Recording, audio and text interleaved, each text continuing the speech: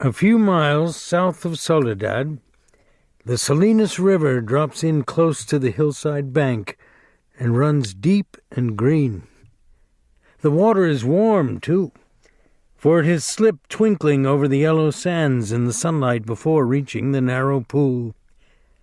On one side of the river, the golden foothill slopes curve up to the strong and rocky Gabilan Mountains, but on the valley side the water is lined with trees, willows, fresh and green with every spring, carrying in their lower leaf junctures the debris of the winter's flooding, and sycamores with mottled white recumbent limbs and branches that arch over the pool.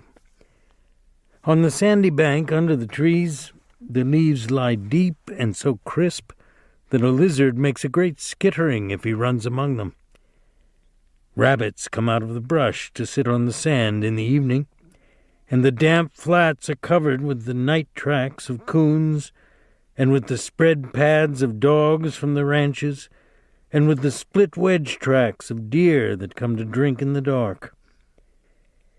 There's a path through the willows and among the sycamores, a path beaten hard by boys coming down from the ranches to swim in the deep pool, and beaten hard by tramps who come wearily down from the highway in the evening to jungle up near water. In front of the low horizontal limb of a giant sycamore, there's an ash pile made by many fires. The limb is worn smooth by men who have sat on it. Evening of a hot day started the little wind to moving among the leaves. The shade climbed up the hills toward the top. On the sandbanks the rabbits sat as quietly as little gray sculptured stones. And then, from the direction of the state highway, came the sound of footsteps on crisp sycamore leaves. The rabbits hurried noiselessly for cover. A stilted heron labored up into the air and pounded downriver. For a moment the place was lifeless. And then 2 men emerged from the path and came into the opening by the green pool.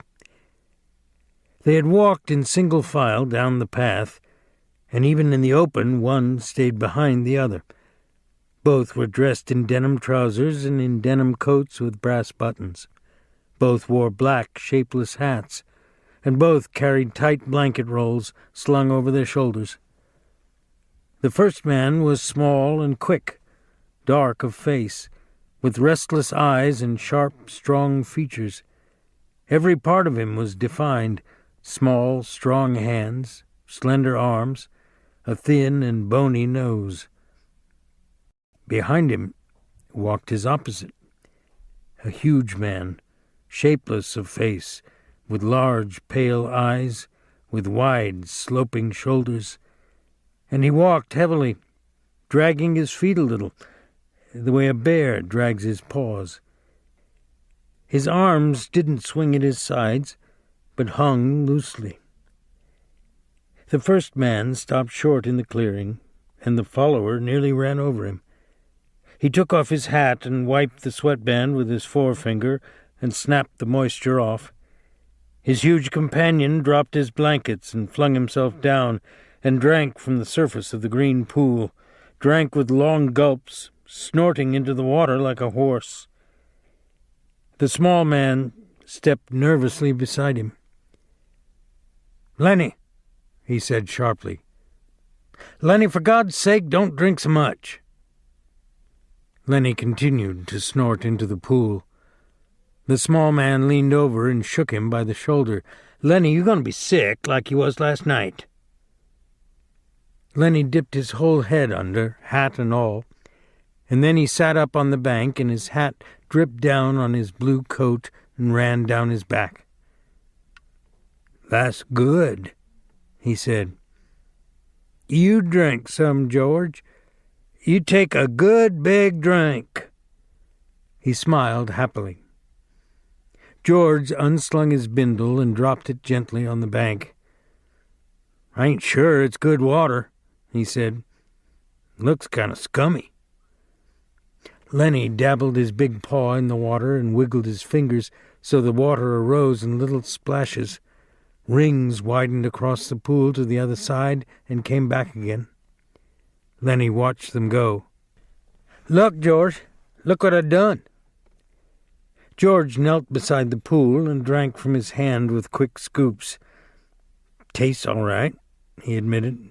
"Don't really seem to be running, though." "You never ought to drink water when it ain't running, Lenny," he said hopelessly. "You'd drink out of a gutter if you was thirsty." He threw a scoop of water into his face and rubbed it about with his hand under his chin and around the back of his neck. Then he replaced his hat, pushed himself back from the river, drew up his knees, and embraced them. Lenny, who had been watching, imitated George exactly. He pushed himself back, drew up his knees, embraced them, looked over to George to see whether he had it just right. He pulled his hat down a little more over his eyes, the way George's hat was. George stared morosely at the water. The rims of his eyes were red with sun glare. He said angrily, "We could just as well have rode clear to the ranch if that bastard bus driver knew what he was talking about. Just a little stretch down the highway," he says. Just a little stretch. Got him near 4 miles, that's what it was. Didn't want to stop at the ranch gate, that's what. Too goddamn lazy to pull up. Wonder he isn't too damn good to stop in Soledad at all. Kicks us out and says, "Just a little stretch down the road." I bet it was more than 4 miles. Damn hot day. Lenny looked timidly over to him. "George?" "Yeah, what do you want?" "Where are we going, George?" The little man jerked down the brim of his hat and scowled over at Lenny. "So you forgot that already, did you? I gotta tell you again, do I? Jesus Christ, you're a crazy bastard." "I forgot," Lenny said softly. "I tried not to forget. Honest to God I did, George." Okay. I'll tell you again. I ain't got nothing to do. Might just as well spend all my time telling you things and then you forget 'em and I tell you again. "Tried and tried," said Lenny, "but it didn't do no good. I remember about the rabbits, George. The hell with the rabbits. That's all you ever can remember is them rabbits."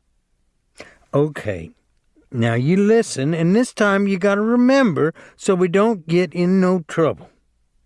You remember sitting in that gutter on Howard Street and watching that blackboard?" Lenny's face broke into a delighted smile. "Why, sure, George, I remember that. But what'd we do then? I remember some girls come by, and you say,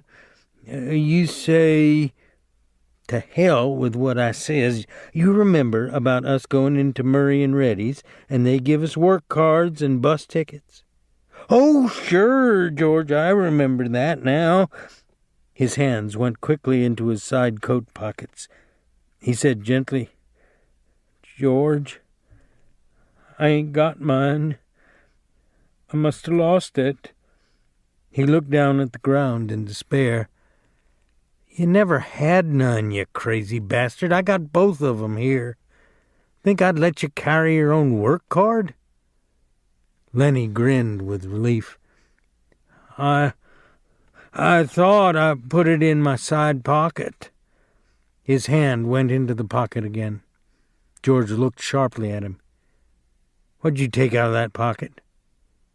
"Ain't a thing in my pocket," Lenny said cleverly. "I know there ain't. You got it in your hand. What you got in your hand, hiding it?" "I ain't got nothing, George. Honest." "Come on, give it here." Lenny held his closed hand away from George's direction. "It's only a mouse, George." "A mouse? A live mouse?" Just a dead mouse, George. I didn't kill it. Honest, I found it. I found it dead." "Give it here," said George. "Oh, let me have it, George." "Give it here." Lenny's closed hand slowly obeyed. George took the mouse and threw it across the pool to the other side among the brush. "What do you want of a dead mouse, anyways?" "Why, I could pet it with my thumb while we walked along," said Lenny. "Well, you ain't petting no mice while you walk with me. You remember where we're going now?"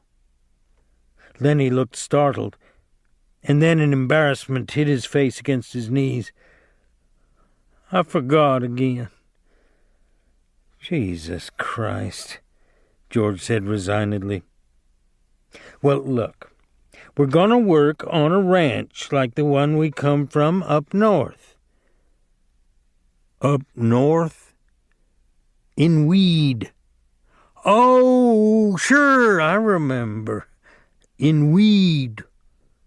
That ranch we're going to is right down there, about a quarter mile.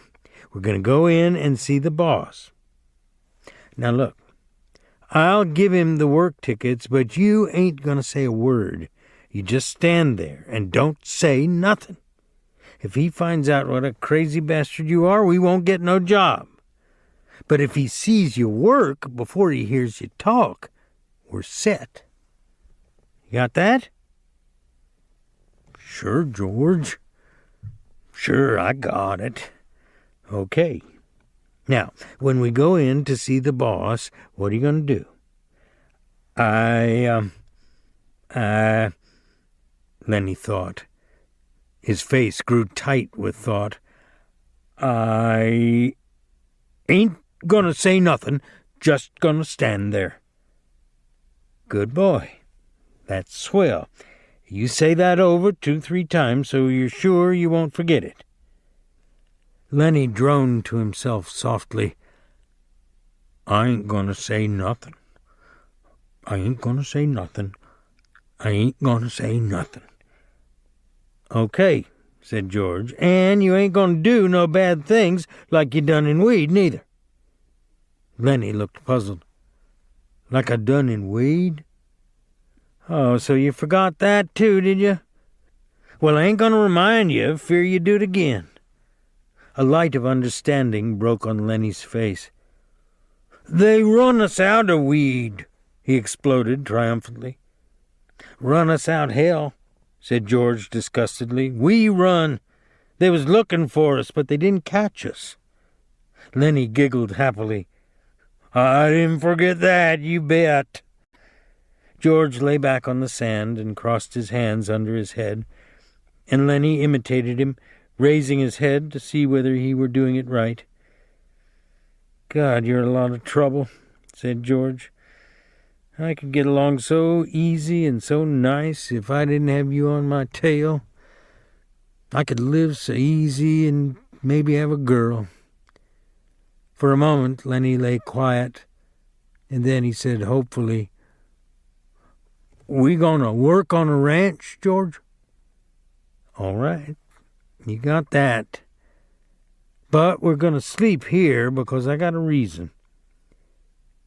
The day was going fast now.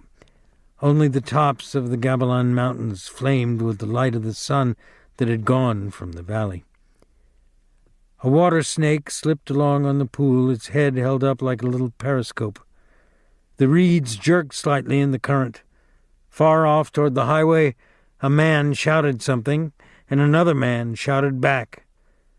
The sycamore limbs rustled under a little wind that died immediately.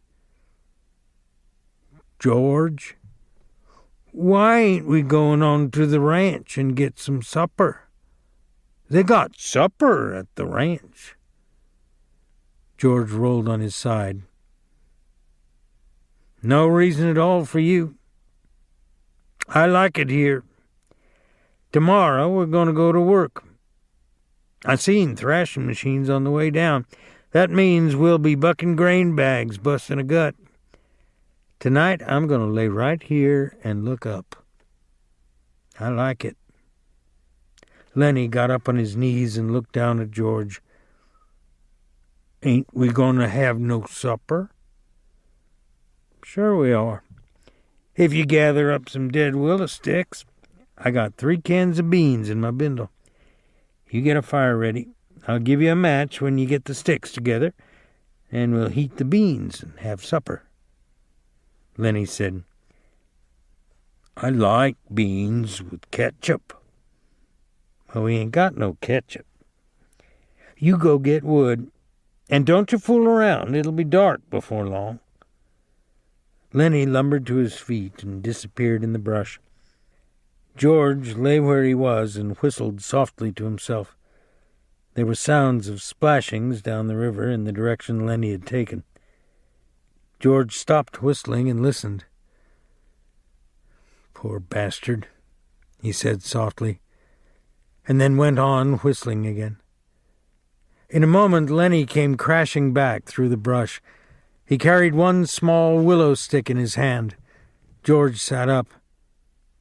"All right," he said brusquely, "give me that mouse." But Lenny made an elaborate pantomime of innocence. "What mouse, George? I ain't got no mouse." George held out his hand. "Come on. Give it to me. You ain't putting nothing over." Lenny hesitated, backed away, looked wildly at the brush line, as though he contemplated running for his freedom. George said coldly, "You going to give me that mouse, or do I have to sock you?" "Give you what, George?" "You know goddamn well what. I want that mouse." Lenny reluctantly reached into his pocket. His voice broke a little. "I don't know why I can't keep it. It ain't nobody's mouse. I didn't steal it. I found it lying right beside the road." George's hand remained outstretched imperiously. Slowly, like a terrier who doesn't want to bring a ball to its master, Lenny approached, drew back, approached again. George snapped his fingers sharply, and at the sound, Lenny laid the mouse in his hand. "I wasn't doing nothing bad with it, George. Just stroking it." George stood up and threw the mouse as far as he could into the darkening brush, and then he stepped to the pool and washed his hands. "You crazy fool. Don't you think I could see your feet was wet where you went across the river to get it?" He heard Lenny's whimpering cry and wheeled about. "Blubbering like a baby. Jesus Christ! Big guy like you." Lenny's lip quivered and tears started in his eyes. "Oh, Lenny." George put his hand on Lenny's shoulder. "I ain't taking it away just for meanness. That mouse ain't fresh, Lenny. And besides, you've broke it petting it. You get another mouse that's fresh, and I'll let you keep it a little while." Lenny sat down on the ground and hung his head dejectedly. "I don't know where there is no other mouse. I remember a lady used to give 'em to me, every one she got. But that lady ain't here." George scoffed. "Lady, huh? Don't even remember who that lady was. That was your own Aunt Clara, and she stopped giving 'em to you. You always killed 'em." Lenny looked sadly up at him. "They was so little," he said apologetically.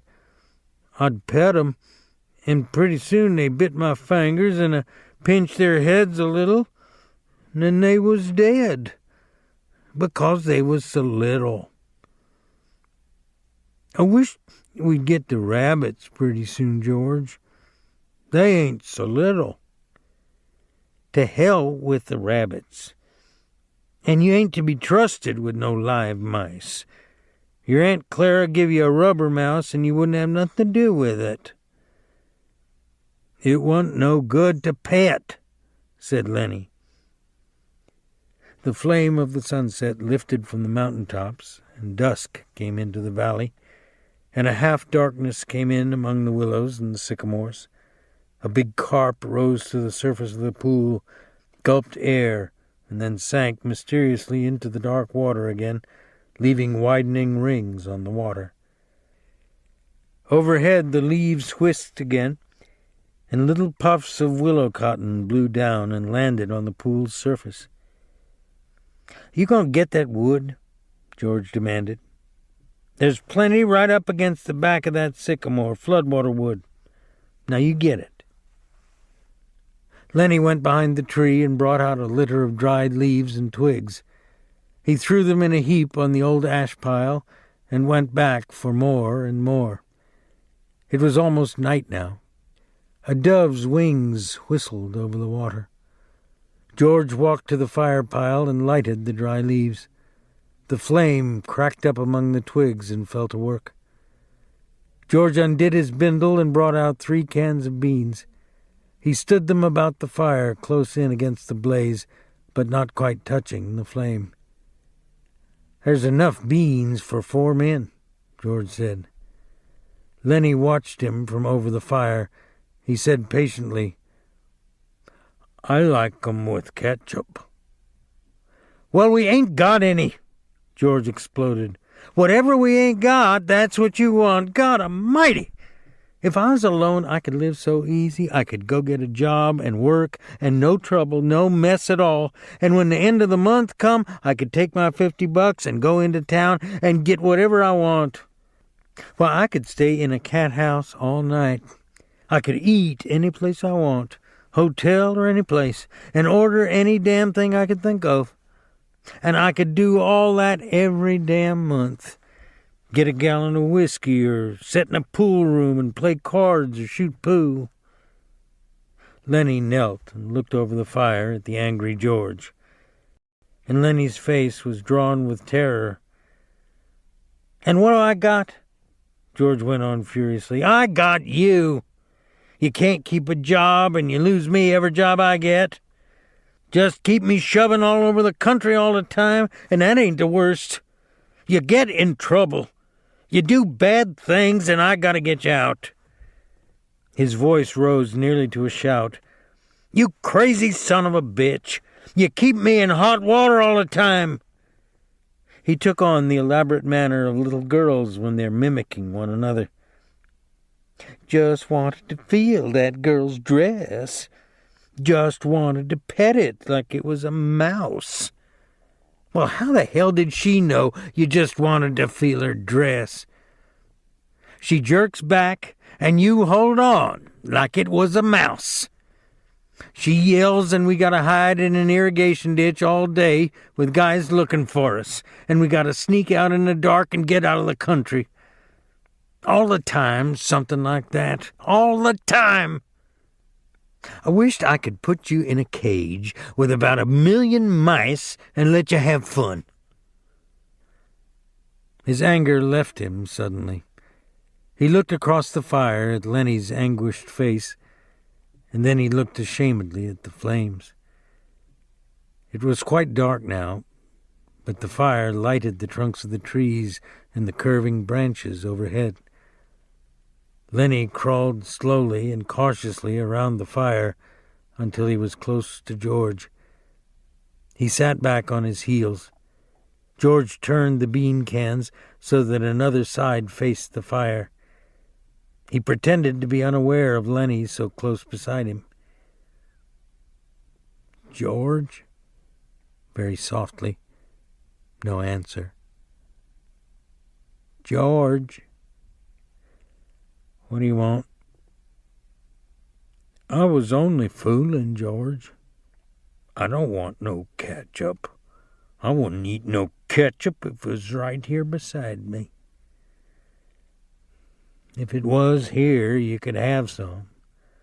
But I wouldn't eat none, George. I'd leave it all for you. You could cover your beans with it, and I wouldn't touch none of it." George still stared morosely at the fire. "When I think of the swell time I could have without you, I go nuts. I never get no peace." Lenny still knelt. He looked off into the darkness across the river. "George, you want I should go away and leave you alone?" "Where the hell could you go? Well, I could. I could go off in the hills there. Some place I'd find a cave. Yeah? How'd you eat? You ain't got sense enough to find nothing to eat. I'd find things, George. I don't need no nice food with ketchup. I'd lay out in the sun and nobody'd hurt me. And if I found a mouse, I could keep it. Nobody'd take it away from me. George looked quickly and searchingly at him. I've been mean, ain't I? If you don't want me, I can go off in the hills and find a cave. I can go away any time. No. Look, I was just fooling, Lenny. 'Cause I want you to stay with me. Trouble with mice is you always kill 'em. He paused. Tell you what I'll do, Lenny. First chance I get, I'll give you a pup. Maybe you wouldn't kill it. That'd be better than mice. And you could pet it harder. Lenny avoided the bait. He'd sensed his advantage. If you don't want me, you only just gotta say so, and I'll go off in those hills right there. Right up in those hills and live by myself. And I won't get no mice stole from me. George said, I want you to stay with me, Lenny. Jesus Christ, somebody'd shoot you for a coyote if you was by yourself. No, you stay with me. Your Aunt Clara wouldn't like you running off by yourself, even if she is dead. Lenny spoke craftily. Tell me, like you done before. Tell you what? About the rabbits. George snapped. You ain't gonna put nothing over on me. Lenny pleaded.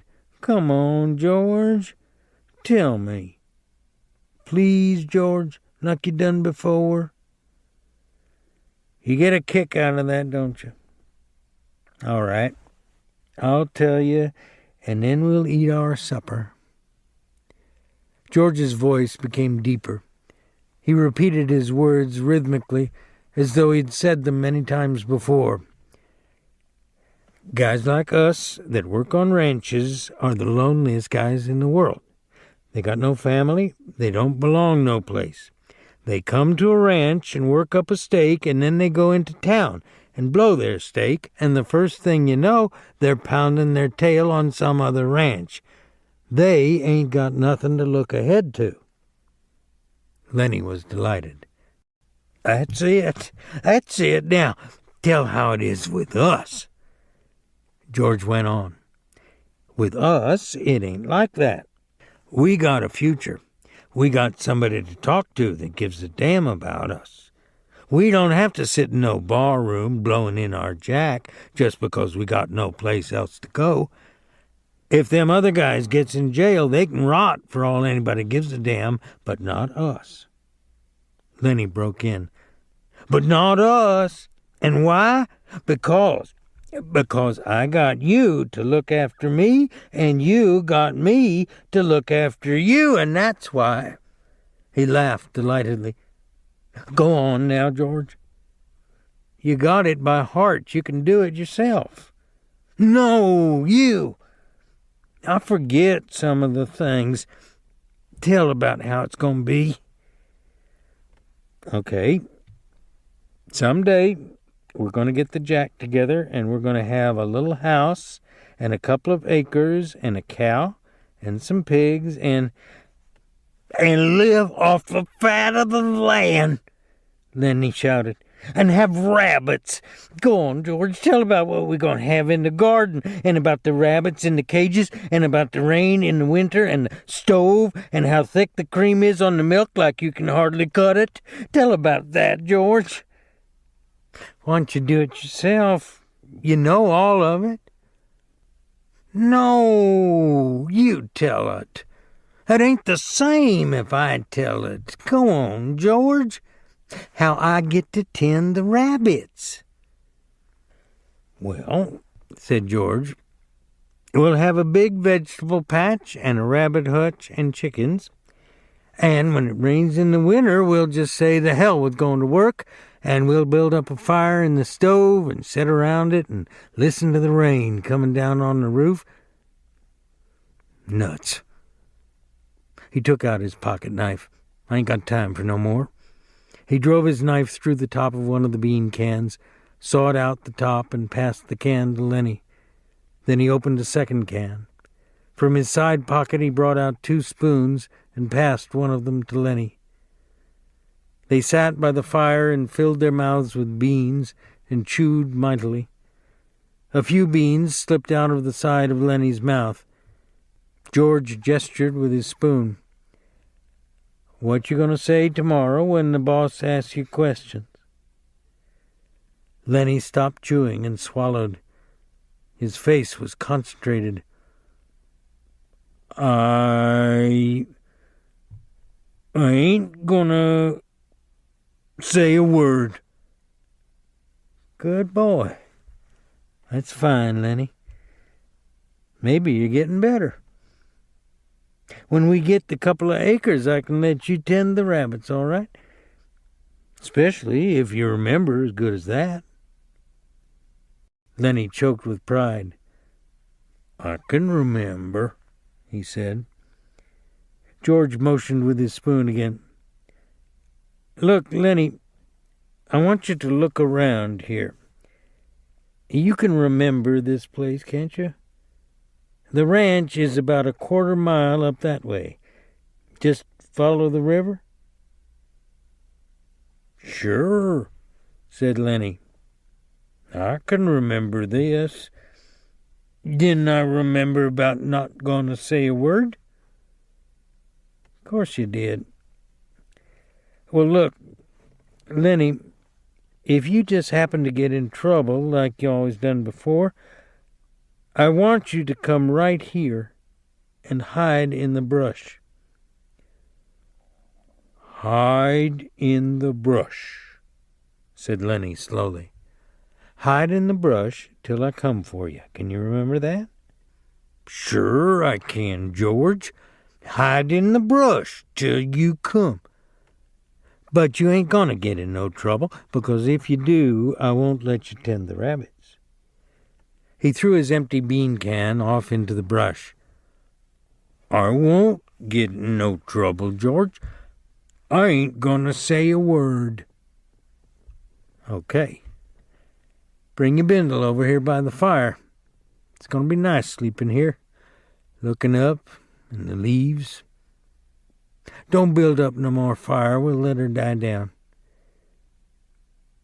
They made their beds on the sand, and as the blaze dropped from the fire, the sphere of light grew smaller. The curling branches disappeared, and only a faint glimmer showed where the tree trunks were. From the darkness, Lenny called, George, you asleep? No. What do you want? Let's have different color rabbits, George. Sure we will, George said sleepily. Red and blue and green rabbits, Lenny. Millions of them. Furry ones, George. Like I seen in the fair in Sacramento. Sure. Furry ones. 'Cause I can just as well go away, George, and live in a cave. You can just as well go to hell, said George. Shut up now. The red light dimmed on the coals. Up the hill from the river a coyote yammered, and a dog answered from the other side of the stream. The sycamore leaves whispered in a little night breeze.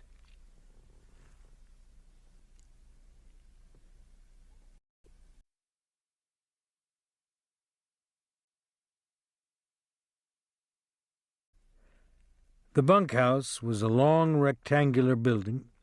Inside, the walls were whitewashed and the floor unpainted. In 3 walls there were small square windows, and in the 4th a solid door with a wooden latch.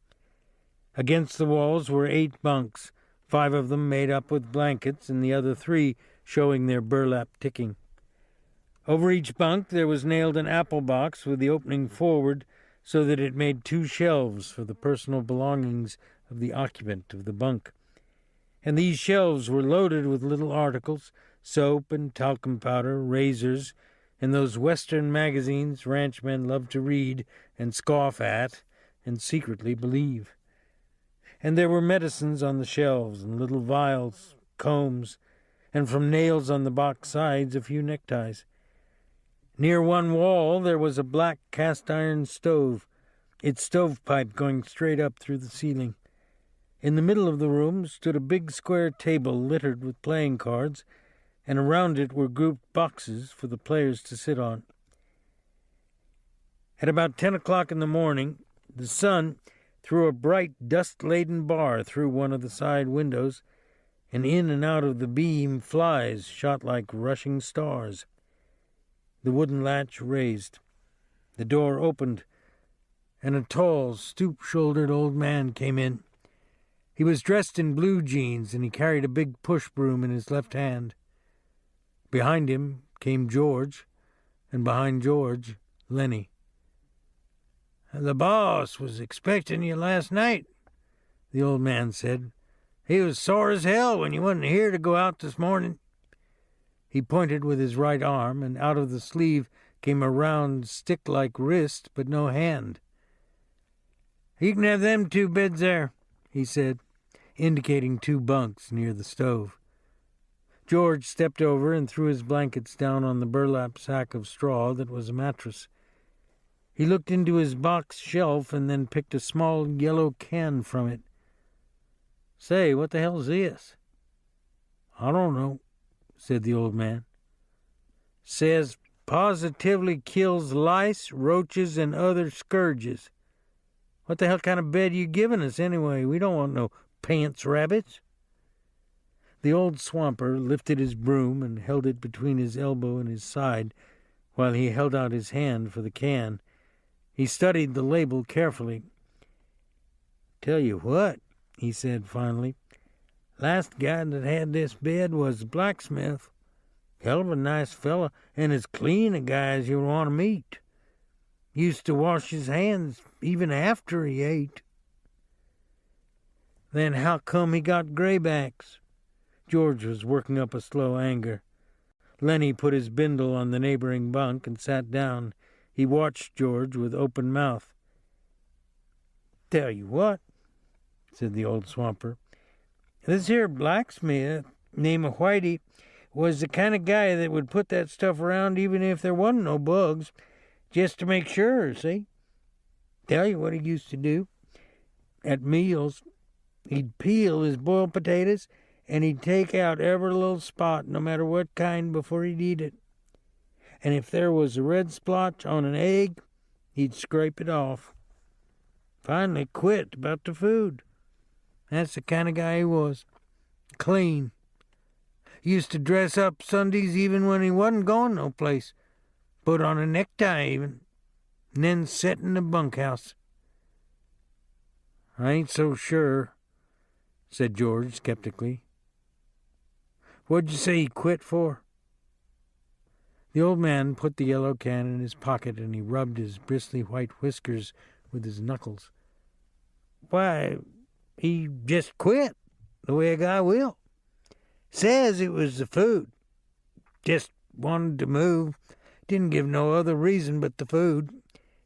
Just says give him my time one night, the way any guy would."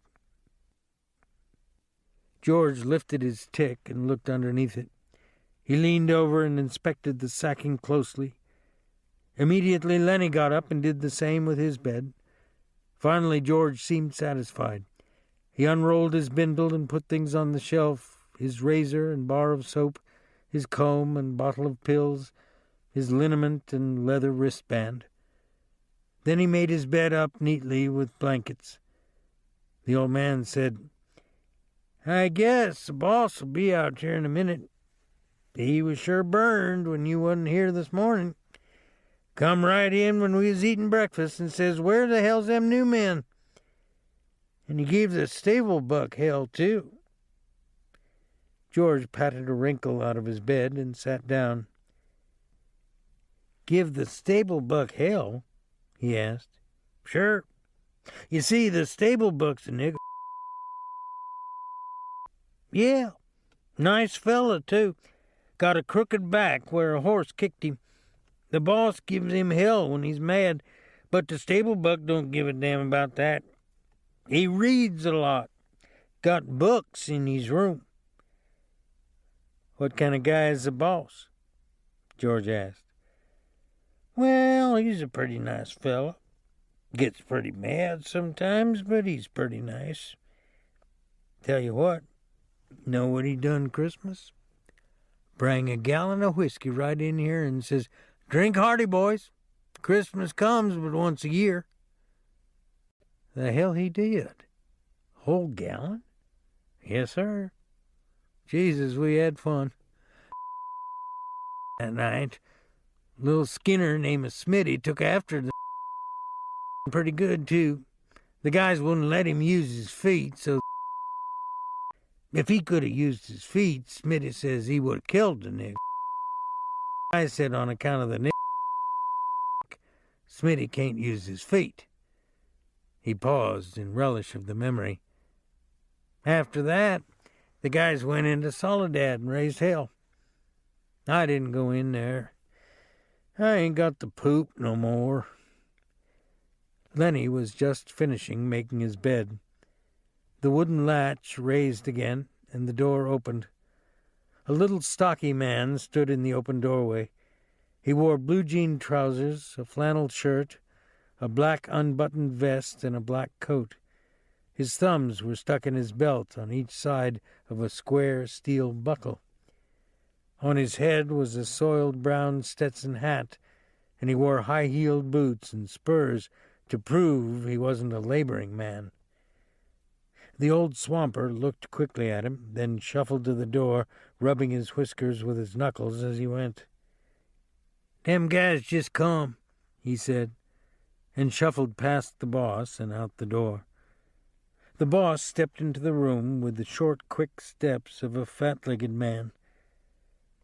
I wrote Murray and Reddy. I wanted 2 men this morning. You got your work slips? George reached into his pocket and produced the slips and handed them to the boss. It wasn't Murray and Reddy's fault. Says right here on the slip that you was to be here for work this morning. George looked down at his feet. Bus driver gave us a bum steer, he said. We had to walk 10 miles. Says we was here when we wasn't. We couldn't get no rides in the morning. The boss squinted his eyes. Well, I had to send out the grain team short 2 buckers. Won't do any good to go out now until after dinner. He pulled his time book out of his pocket and opened it where a pencil was stuck between the leaves. George scowled meaningfully at Lenny, and Lenny nodded to show that he understood. The boss licked his pencil. What's your name? George Milton. And what's yours? George said, his name's Lenny Small. The names were entered in the book. Let's see. This is the 20th. Noon the 20th. He closed the book. Where you boys been working? Up around Weed, said George. You too? To Lenny. Yeah, him too, said George. The boss pointed a playful finger at Lenny. He ain't much of a talker, is he? No, he ain't. But he's sure a hell of a good worker. Strong as a bull. Lenny smiled to himself. Strong as a bull, he repeated. George scowled at him, and Lenny dropped his head in shame at having forgotten. The boss said suddenly, Listen, Small, Lenny raised his head. "What can you do?" In a panic, Lenny looked at George for help. "He can do anything you tell him," said George. "He's a good skinner. He can wrestle grain bags, drive a cultivator. He can do anything, just give him a try." The boss turned on George. "Then why don't you let him answer? What are you trying to put over?" George broke in loudly. "Oh, I ain't saying he's bright. He ain't. But I say he's a goddamn good worker. He can put up a 400-pound bale." The boss deliberately put the little book in his pocket. He hooked his thumbs in his belt and squinted one eye nearly closed. "Say, what you sellin'?" "Huh?" "I said, what stake you got in this guy? You taking his pay away from him?" "No, of course I ain't." "Why you think I'm selling him out?" "Well, I never seen one guy take so much trouble for another guy. I'd just like to know what your interest is." George said, "He's my cousin. I told his old lady I'd take care of him. He got kicked in the head by a horse when he was a kid. He's all right, just ain't bright. But he can do anything you tell him." The boss turned half away. "Well, God knows he don't need any brains to buck barley bags. But don't you try to put nothing over, Milton. I got my eye on you. Why'd you quit and weed?" "Job was done," said George promptly. "What kind of job?" We was digging a cesspool." "All right. But don't try to put nothing over, 'cause you can't get away with nothing. I seen wise guys before. Go on out with the grain teams after dinner. They're picking up barley at the threshing machine. Go out with Slim's team." "Slim?" "Yeah, big, tall skinner. You'll see him at dinner." He turned abruptly and went to the door, but before he went out he turned and looked for a long moment at the two men. When the sound of his footsteps had died away, George turned on Lenny. "So you wasn't going to say a word. You was going to leave your big flapper shut and leave me do the talking. Damn near lost us the job." Lenny stared hopelessly at his hands. "I forgot, George." "Yeah, you forgot. You always forget, and I gotta talk you out of it." He sat down heavily on the bunk. "Now he's got his eye on us. Now we gotta be careful and not make no slips. You keep your big flapper shut after this." He fell morosely silent. "George, what you want now?" "I wasn't kicked in the head with no horse, was I, George?" "Be a damn good thing if you was," George said viciously. "Save everybody a hell of a lot of trouble." "You said I was your cousin, George." "Well, that was a lie, and I'm damn glad it was. If I was a relative of yours, I'd shoot myself." He stopped suddenly, stepped to the open front door, and peered out. "Say, what the hell you doing, listening?" The old man came slowly into the room. He had his broom in his hand, and at his heels there walked a drag-footed sheepdog, gray of muzzle and with pale, blind old eyes. The dog struggled lamely to the side of the room and lay down, grunting softly to himself and licking his grizzled, moth-eaten coat. The swamper watched him until he was settled. "I wasn't listening. I was just standing in the shade a minute, scratching my dog. I just now finished swamping out the wash house." "You was poking your big ears into our business," George said. "I don't like nobody to get nosy." The old man looked uneasily from George to Lenny and then back. "I just come there," he said. "I didn't hear nothing you guys was saying. I ain't interested in nothing you was saying. A guy on a ranch don't never listen, nor he don't ask no questions." "Damn right he don't," said George, slightly mollified. "Not if he wants to stay working long." But he was reassured by the swamper's defense. "Come on in and sit down a minute," he said. "That's a hell of an old dog." "Yeah, I had him ever since he was a pup. God, he was a good sheepdog when he was younger." He stood his broom against the wall, and he rubbed his white bristled cheek with his knuckles. "How'd you like the boss?" he asked. "Pretty good. Seemed all right." "He's a nice fella," the swamper agreed. "You gotta take him right." At that moment, a young man came into the bunkhouse, a thin young man with a brown face, with brown eyes and a head of tightly curled hair. He wore a work glove on his left hand, and like the boss, he wore high-heeled boots. "Seen my old man?" he asked. The swamper said, "He was here just a minute ago, Curly. Went over to the cookhouse, I think." "I'll try to catch him," said Curly. His eyes passed over the new man, and he stopped. He glanced coldly at George, and then at Lenny. His arms gradually bent at the elbows, and his hands closed into fists. He stiffened and went into a slight crouch. His glance was at once calculating and pugnacious. Lenny squirmed under the look and shifted his feet nervously. Curly stepped gingerly close to him. "You the new guys the old man was waiting for?" "We just come in," said George. "Let the big guy talk." Lenny twisted with embarrassment. George said, "Suppose he don't want to talk." Curly lashed his body around. "By Christ, he's got to talk when he's spoken to. What the hell you getting into it for?" "We traveled together," said George coldly. "Oh, so it's that way." George was tense and motionless. "Yeah, it's that way."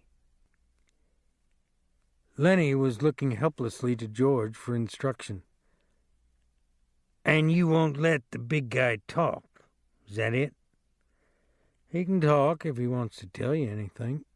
He nodded slightly to Lenny. "We just come in," said Lenny softly. Curly stared levelly at him. "Well, next time you answer when you're spoke to." He turned toward the door and walked out, and his elbows were still bent out a little. George watched him out, and then he turned back to the swamper. "Say, what the hell's he got on his shoulder? Lenny didn't do nothing to him." The old man looked cautiously at the door to make sure no one was listening. "That's the boss's son," he said quietly. "Curly's pretty handy. He done quite a bit in the ring. He's a lightweight, and he's handy." "Well, let him be handy," said George. "He don't have to take after Lenny. Lenny didn't do nothing to him. What's he got against Lenny?" The swamper considered. "Well, tell you what, Curly's like a lot of little guys. He hates big guys. He's all the time picking scraps with big guys. Kind of like he's mad at him because he ain't a big guy. You seen little guys like that, ain't you? Always scrappy." "Sure," said George. "I've seen plenty tough little guys. But this Curly better not make no mistakes about Lenny. Lenny ain't handy, but this Curly punk is going to get hurt if he messes around with Lenny." "Well, Curly's pretty handy," the swamper said skeptically. "Never did seem right to me. Suppose Curly jumps a big guy and licks him. Everybody says what a game guy Curly is. And suppose he does the same thing and gets licked. Then everybody says the big guy ought to pick somebody his own size, and maybe they gang up on the big guy. Never did seem right to me. Seems like Curly ain't giving nobody a chance. George was watching the door.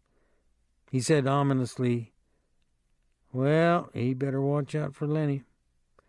Lenny ain't no fighter, but Lenny's strong and quick, and Lenny don't know no rules." He walked to the square table and sat down on one of the boxes. He gathered some of the cards together and shuffled them. The old man sat down on another box. "Don't tell Curly I said none of this. He'd slew me. He just don't give a damn. Won't ever get canned 'cause his old man's the boss."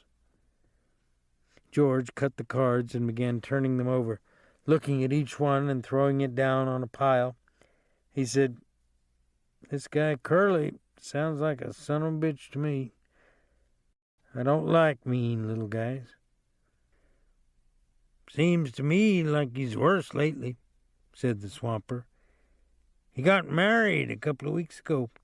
Wife lives over in the boss's house. Seems like Curly is cockier than ever since he got married." George grunted. "Maybe he's showing off for his wife." The swamper warmed to his gossip. "You seen that glove on his left hand?" "Yeah, I seen it." "Well, that glove's full of Vaseline." "Vaseline? What the hell for?" "Well, I'll tell you what. Curly says he's keeping that hand soft for his wife." George studied the cards absorbedly. "That's a dirty thing to tell around," he said. The old man was reassured. He'd drawn a derogatory statement from George. He felt safe now, and he spoke more confidently. "Wait till you see Curly's wife." George cut the cards again and put out a solitaire lay, slowly and deliberately. "Purty?" he asked casually. "Yeah, purty. But—" George studied his cards. "But what?" "Well, she got the eye." "Yeah? Married 2 weeks and got the eye? Maybe that's why Curly's pants is full of ants. I seen her give Slim the eye. Slim's a jerkline Skinner, hell of a nice feller. Slim don't need to wear no high-heeled boots on a grain team. I seen her give Slim the eye. Curly never seen it, and I seen her give Carlson the eye." George pretended a lack of interest. "Looks like we was going to have fun." The swamper stood up from his box. "Know what I think?" George didn't answer. "Well, I think Curly's married a tart." "He ain't the first," said George. "There's plenty done that." The old man moved toward the door, and his ancient dog lifted his head and peered about, and then got painfully to his feet to follow. "I gotta be setting out the wash basins for the guys. The teams'll be in before long. You guys gonna buck barley?" "Yeah." "You won't tell Curly nothing I said?" "Hell no." "Well, you look her over, mister. You see if she ain't a tart." He stepped out the door into the brilliant sunshine. George laid down his cards thoughtfully, turned his piles of 3. He built 4 clubs on his ace pile. The sun square was on the floor now, and the flies whipped through it like sparks. A sound of jingling harness and the croak of heavy-laden axles sounded from outside. From the distance came a clear call. "Stable Buck! Oh, Stable Buck!" And then, "Where the hell is that goddamn nigger?" stared at his solitaire lay, and then he flounced the cards together and turned around to Lenny. Lenny was lying down on the bunk, watching him. "Look, Lenny, this here ain't no setup. I'm scared. You gonna have trouble with that Curly guy. I've seen that kind before. He was kind of feeling you out. He figures he's got you scared, and he's gonna take a sock at you the first chance he gets." Lenny's eyes were frightened. "I don't want no trouble," he said plaintively. "Don't let him sock me, George." George got up and went over to Lenny's bunk and sat down on it. "I hate that kind of bastard," he said. "I've seen plenty of 'em. Like the old guy says, Curly don't take no chances. He always wins." He thought for a moment. "If he tangles with you, Lenny, we're going to get the can. Don't make no mistake about that. He's the boss's son. Look, Lenny, you try to keep away from him, will you? Don't never speak to him. If he comes in here, you move clear to the other side of the room. Will you do that, Lenny?" "I don't want no trouble," Lenny mourned. "I never done nothing to him." "Well, that won't do you no good if Curly wants to plug himself up for a fighter.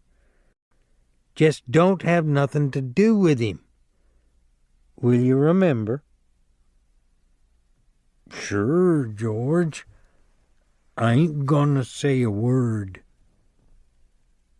The sound of the approaching grain teams was louder, thud of big hooves on hard ground, drag of brakes, and the jingle of trace chains. Men were calling back and forth from the teams. George, sitting on the bunk beside Lenny, frowned as he thought. Lenny asked timidly, "You ain't mad, George?" "I ain't mad at you. I'm mad at this here Curly bastard. I hoped we was going to get a little stake together, maybe $100. His tone grew decisive. "You keep away from Curly, Lenny."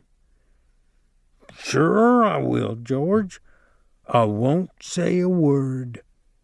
Don't let him pull you in.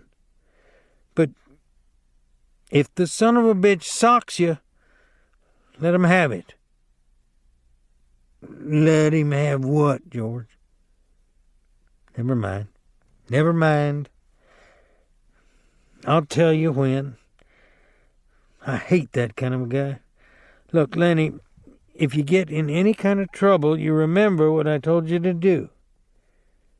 Lenny raised up on his elbow, his face contorted with thought. Then his eyes moved sadly to George's face. "If I get in any trouble, you ain't going to let me tend the rabbits." "That's not what I meant. You remember where we slept last night? Down by the river?" "Yeah, I remember." "Oh, sure I remember. I go there and hide in the brush." "Hide till I come for you. Don't let nobody see you. Hide in the brush by the river." Say that over. "Hide in the brush by the river. Down in the brush by the river. If you get in trouble." "If I get in trouble." A brake screeched outside. A call came. "Stable Book! Oh, Stable Book!" George said, "Say it over to yourself, Lenny, so you won't forget it." Both men glanced up, for the rectangle of sunshine in the doorway was cut off. A girl was standing there looking in.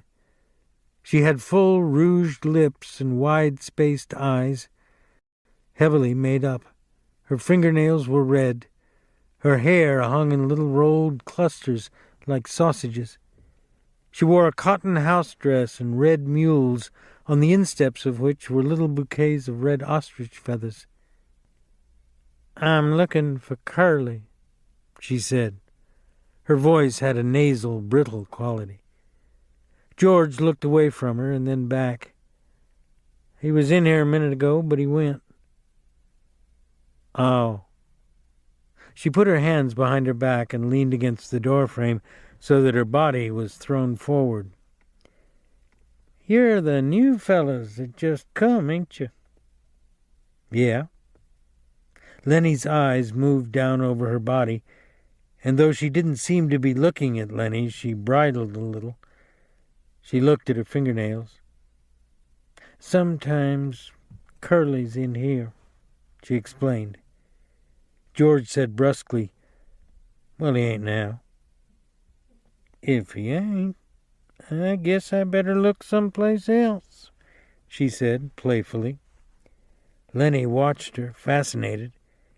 George said, If I see him, I'll pass the word you was looking for him. She smiled archly and twitched her body. Nobody can't blame a person for looking, she said. There were footsteps behind her going by. She turned her head. Hi, Slim, she said. Slim's voice came through the door. Hi, good looking. I'm trying to find Curly, Slim. Well, you ain't trying very hard.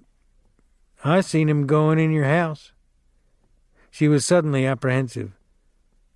Bye, boys, she called into the bunkhouse, and she hurried away. George looked around at Lenny. Jesus, what a tramp, he said. So that's what Curly picks for a wife. She's purty, said Lenny defensively. Yeah, and she's sure hiding it. Curly got his work ahead of him. Bet she'd clear out for $20. Lenny still stared at the doorway where she'd been. Gosh, she was purty. He smiled admiringly. George looked quickly down at him, and then he took him by an ear and shook him. Listen to me, you crazy bastard, he said fiercely. Don't you even take a look at that bitch. I don't care what she says and what she does. I seen 'em poison before, but I never seen no piece of jailbait worse than her. You leave her be. Lenny tried to disengage his ear. Well, I never done nothing, George. No, you never. But when she was standing in the doorway showing her legs, you wasn't looking the other way, neither. Well, I never meant no harm, George. Honest, I never. Well, you keep away from her, 'cause she's a rat trap if I ever seen one. You let Curly take the rap. He let himself in for it. Glove full of Vaseline, George said disgustedly. And I bet he's eating raw eggs and writing to the patent medicine houses. Lenny cried out suddenly. I don't like this place, George. This ain't no good place. I want to get out of here. We gotta keep it till we get a stake. We can't help it, Lenny. We'll get out just as soon as we can. I don't like it no better than you do. He went back to the table and set out a new solitaire hand.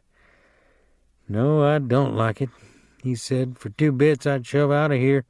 If we can get just a few dollars in the poke, we'll shove off and go up the American River and pan gold. We can make maybe a couple of dollars a day there, and we might hit a pocket. Lenny leaned eagerly toward him. Let's go, George. Let's get out of here. It's mean here. We gotta stay, George said shortly. Shut up now. The guys will be coming in. From the washroom nearby came the sound of running water and rattling basins. George studied the cards. Maybe we ought to wash up, he said. But we ain't done nothing to get dirty. A tall man stood in the doorway. He held a crushed Stetson hat under his arm while he combed his long, black, damp hair straight back. Like the others, he wore blue jeans and a short denim jacket. When he'd finished combing his hair, he moved into the room. and he moved with a majesty only achieved by royalty and master craftsmen. He was a jerkline skinner, the prince of the ranch, capable of driving 10, 16, even 20 mules with a single line to the leaders. He was capable of killing a fly on the wheeler's butt with a bullwhip without touching the mule. There was a gravity in his manner and a quiet so profound that all talk stopped when he spoke. His authority was so great that his word was taken on any subject, be it politics or love. This was Slim, the jerkline skinner. His hatchet face was ageless. He might have been 35 or 50. His ear heard more than was said to him, and his slow speech had overtones not of thought, but of understanding beyond thought. His hands, large and lean, were as delicate in their actions as those of a temple dancer. He smoothed out his crushed hat, creased it in the middle, and put it on. He looked kindly at the two in the bunkhouse. "It's brighter than a bitch outside," he said gently. "Can't hardly see nothing in here. You the new guy?" "Just come," said George. "Gonna buck barley?" "That's what the boss says." Slim sat down on a box across the table from George. He studied the solitaire hand. It was upside down to him. "Hope you get on my team," he said. His voice was very gentle. "I got a pair of punks on my team that don't know a barley bag from a blue ball. You guys ever bucked any barley?" "Hell yes," said George. "I ain't nothing to scream about, but that big bastard there can put up more grain alone than most pairs can." Lenny, who had been following the conversation back and forth with his eyes, smiled complacently at the compliment. Slim looked approvingly at George for having given the compliment. He leaned over the table and snapped the corner of a loose card. "You guys traveled around together?" His tone was friendly. It invited confidence without demanding it. "Sure," said George. "We kind of look after each other." He indicated Lenny with his thumb. "He ain't bright. Hell of a good worker, though. Hell of a nice fella, but he ain't bright. I've knew him for a long time." Slim looked through George and beyond him. "Ain't many guys travel around together," he mused. "I don't know why. Maybe everybody in the whole damn world is scared of each other." "It's a lot nicer to go around with a guy you know," said George. A powerful, big-stomached man came into the bunkhouse. His head still dripped water from the scrubbing and dousing. "Hi, Slim," he said, then stopped and stared at George and Lenny. "These guys just come," said Slim by way of introduction. "Glad to meet you," the big man said. "My name's Carlson." "I'm George Milton. This here's Lenny Small." "Glad to meet you," Carlson said again. "He ain't very small." He chuckled softly at his joke. "Ain't small at all," he repeated. "I meant to ask you, Slim, how's your bitch? I seen she wasn't under your wagon this morning." "She slang her pups last night," said Slim. 9 of 'em. I drowned 4 of 'em right off. She couldn't feed that many." "Got 5 left, huh?" "Yeah, 5. I kept the biggest." "What kind of dogs do you think they're going to be?" "I don't know," said Slim. "Some kind of shepherds, I guess. That's the most kind I seen around here when she was in heat." Carlson went on. "Got 5 pups, huh? Gonna keep all of 'em?" "I don't know. Have to keep 'em a while so they can drink Lulu's milk." Carlson said thoughtfully, "Well, look here, Slim. I've been thinking. That dog of Candy's is so goddamn old he can't hardly walk. Stinks like hell, too. Every time he comes into the bunkhouse, I can smell him for 2-3 days. Why don't you get Candy to shoot his old dog and give him one of the pups to raise up? I can smell that dog a mile away. Got no teeth, damn near blind, can't eat. Candy feeds him milk. He can't chew nothing else. George had been staring intently at Slim. Suddenly, a triangle began to ring outside, slowly at first, and then faster and faster, until the beat of it disappeared into one ringing sound. It stopped as suddenly as it had started. "There she goes," said Carlson. Outside there was a burst of voices as a group of men went by. Slim stood up slowly and with dignity. "Hey, you guys better come on while there's still something to eat. Won't be nothing left in a couple of minutes." Carlson stepped back to let Slim precede him, and then the two of them went out the door. Lenny was watching George excitedly. George rumpled his cards into a messy pile. "Yeah," George said. "I heard him, Lenny. I'll ask him." "A brown and white one," Lenny cried excitedly. "Come on, let's get dinner." "I don't know whether he got a brown and white one." Lenny didn't move from his bunk. "You ask him right away, George, so he won't kill no more of 'em." "Sure. Come on now, get up on your feet." Lenny rolled off his bunk and stood up, and the two of them started for the door. Just as they reached it, Curly bounced in. "You seen a girl around here?" he demanded angrily. George said coldly, "About half an hour ago, maybe." "Well, what the hell was she doing?" George stood still, watching the angry little man. He said insultingly, "She said she was looking for you." Curly seemed really to see George for the first time.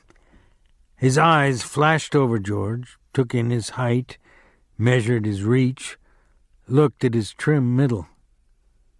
"Well, which way'd she go?" he demanded at last. "I don't know," said George.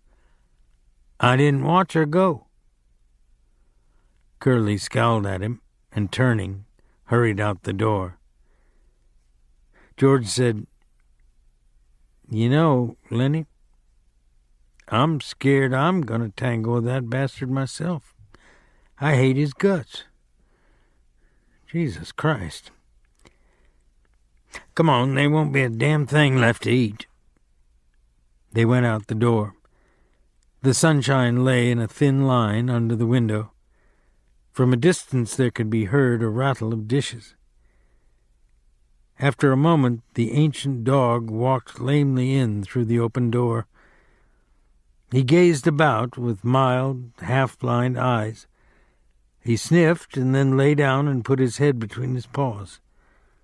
Curly popped into the doorway again and stood looking into the room. The dog raised his head.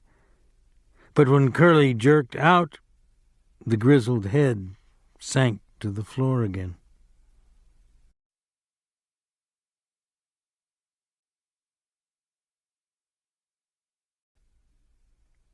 Although there was evening brightness showing through the windows of the bunkhouse, inside it was dusk.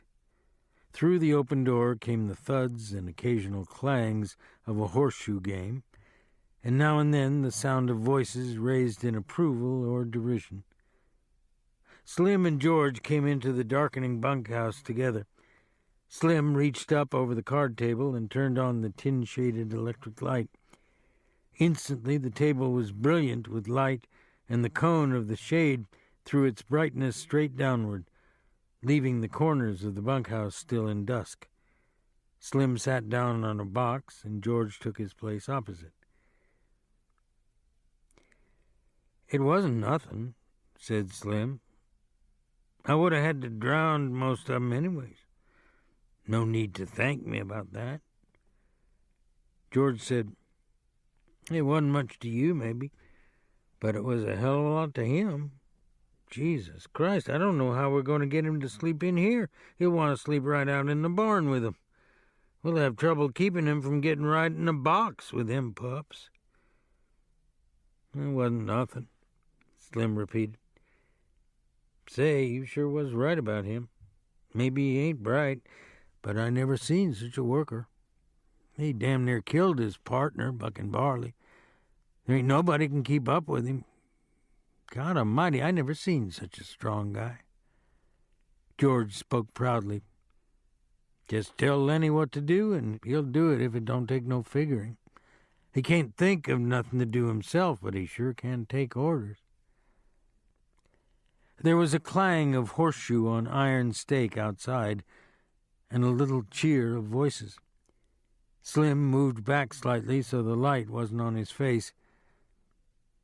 "Funny how you and him string along together." It was Slim's calm invitation to confidence.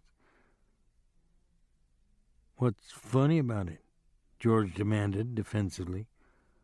"Oh, I don't know. Hardly none of the guys ever travel together. I hardly never seen two guys travel together. You know how the hands are. They just come in, get their bunk, and work a month, and then they quit and go out alone. Never seem to give a damn about nobody. It just kind of seems funny. A cuckoo like him and a smart little guy like you traveling together." "He ain't no cuckoo," said George. "He's dumb as hell, but he ain't crazy. And I ain't so bright, neither, or I wouldn't be bucking barley for my 50 and found. If I was bright, if I was even a little bit smart, I'd have my own little place and I'd be bringing in my own crops, instead of doing all the work and not getting what comes up out of the ground." George fell silent. He wanted to talk. Slim neither encouraged nor discouraged him. He just sat back, quiet and receptive. "It ain't so funny, him and me going round together," George said at last. "Him and me was both born in Auburn. I knowed his Aunt Clara. She took him when he was a baby and raised him up. When his Aunt Clara died, then he just come along with me out working. Got kind of used to each other after a little while." Said Slim. George looked over at Slim and saw the calm, godlike eyes fastened on him. "Funny," said George. "I used to have a hell of a lot of fun with him. Used to play jokes on him because he was too dumb to take care of himself. But he was too dumb even to know he had a joke played on him. I had fun. Made me seem goddamn smart alongside of him. Why, he'd do any damn thing I told him. If I told him to walk over a cliff, over he'd go. That wasn't so damn much fun after a while. He never got mad about it, neither.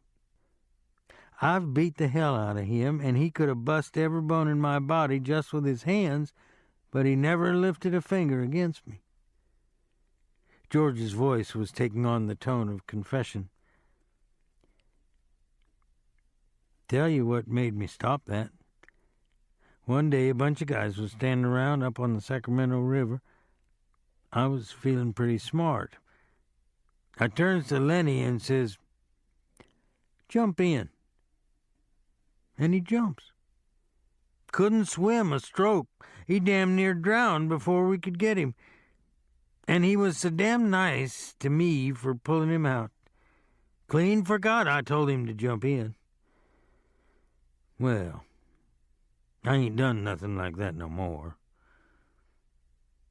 "He's a nice fellow," said Slim. "Guy don't need no sense to be a nice fellow. Seems to me sometimes it just works the other way around. Take a real smart guy and he ain't hardly ever a nice fellow."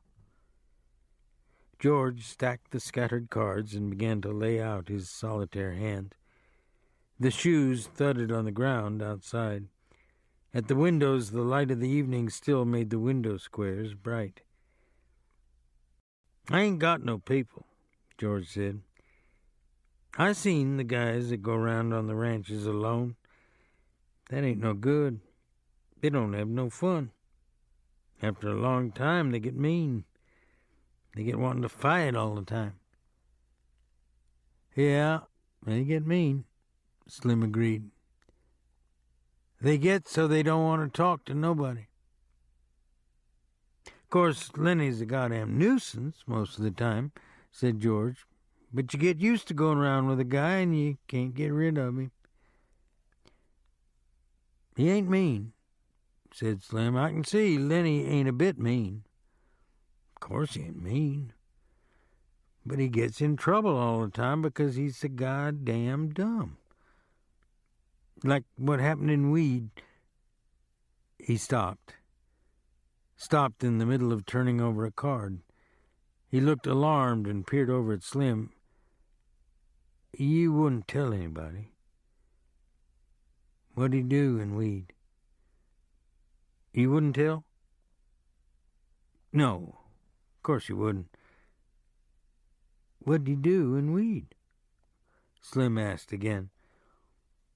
Well, he's seen this girl in a red dress. Dumb bastard like he is, he wants to touch everything he likes, just wants to feel it. So he reaches out to feel this red dress, and the girl lets out a squawk.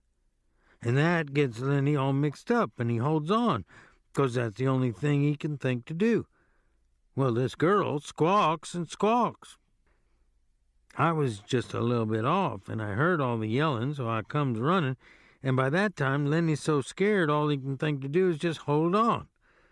I socked him over the head with a fence picket to make him let go. He was so scared he couldn't let go of that dress, and he's so goddamn strong, you know. Slim's eyes were level and unwinking.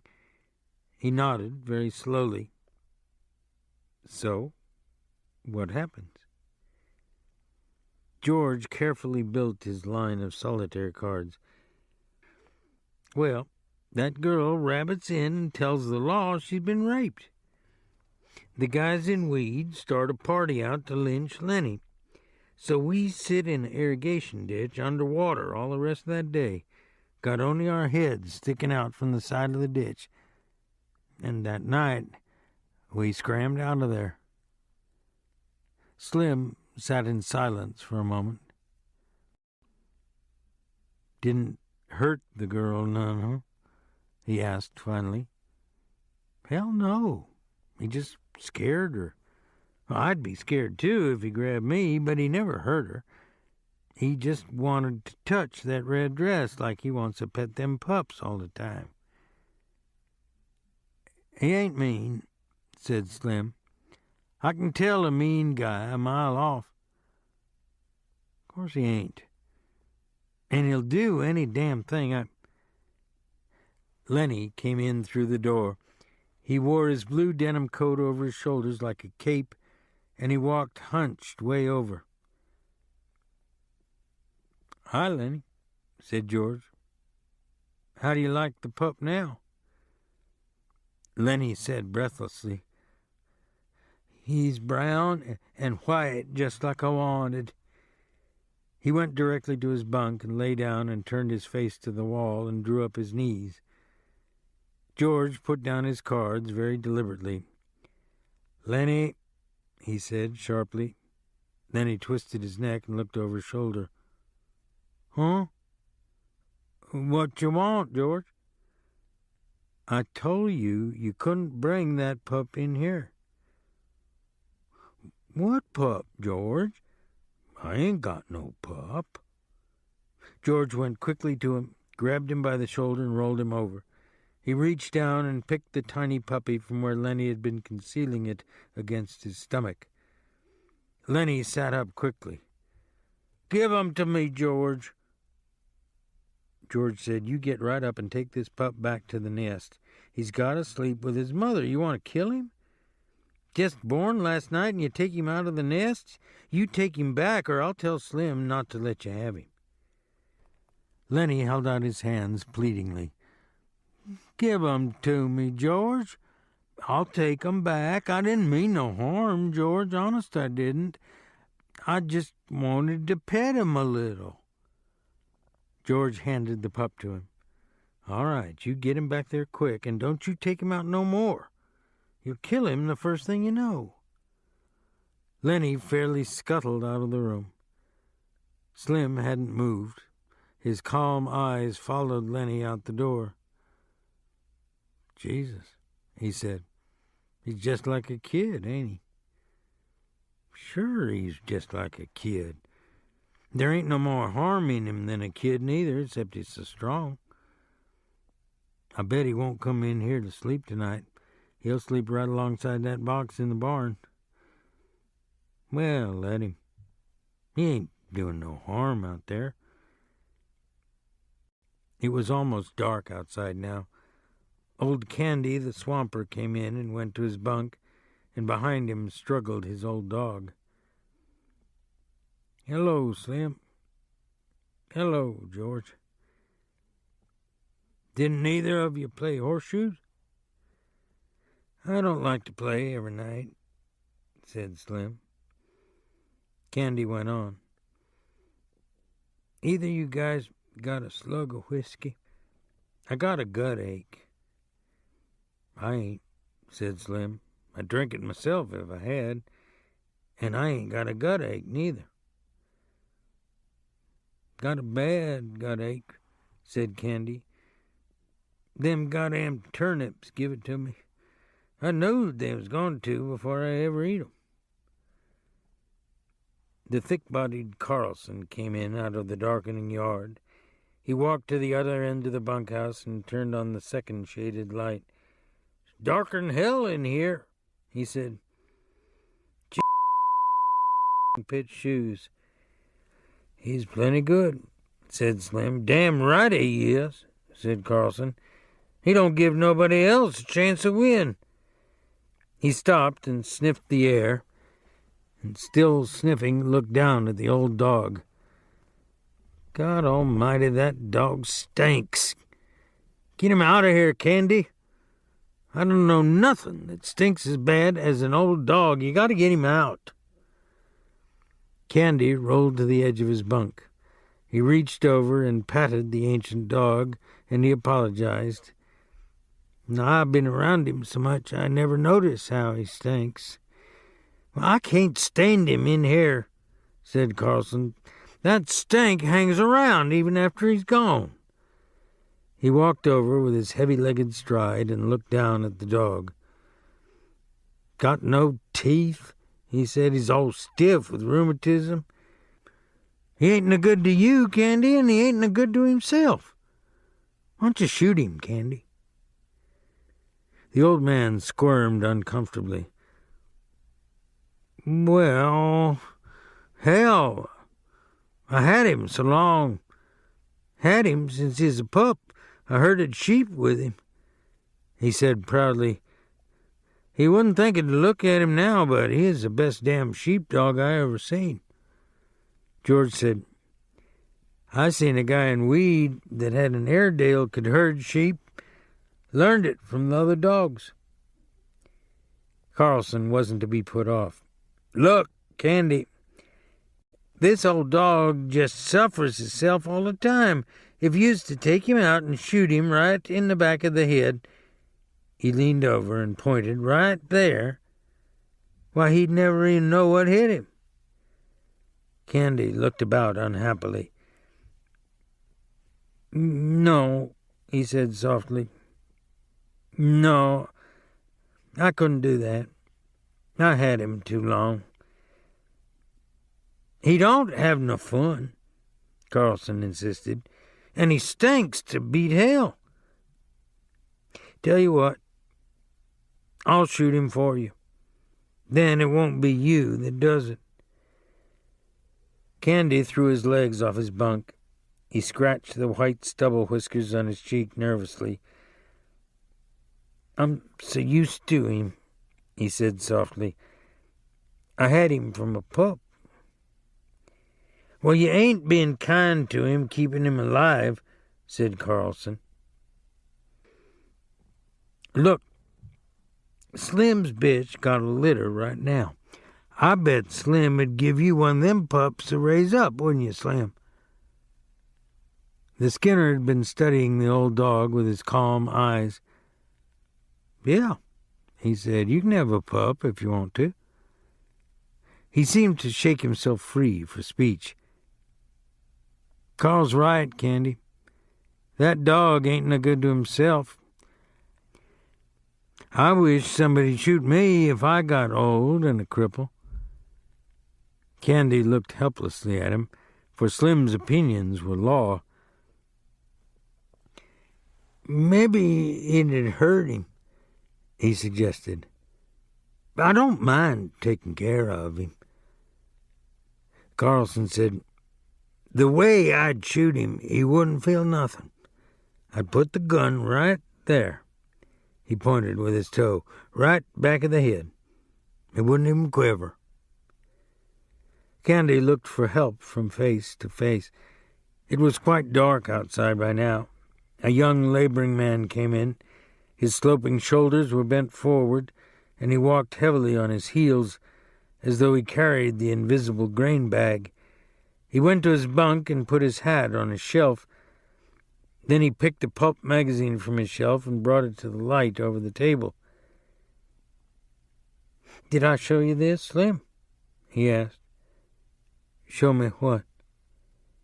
The young man turned to the back of the magazine, put it down on the table, and pointed with his finger. "Right there, read that." Slim bent over it. "Go on," said the young man. "Read it out loud."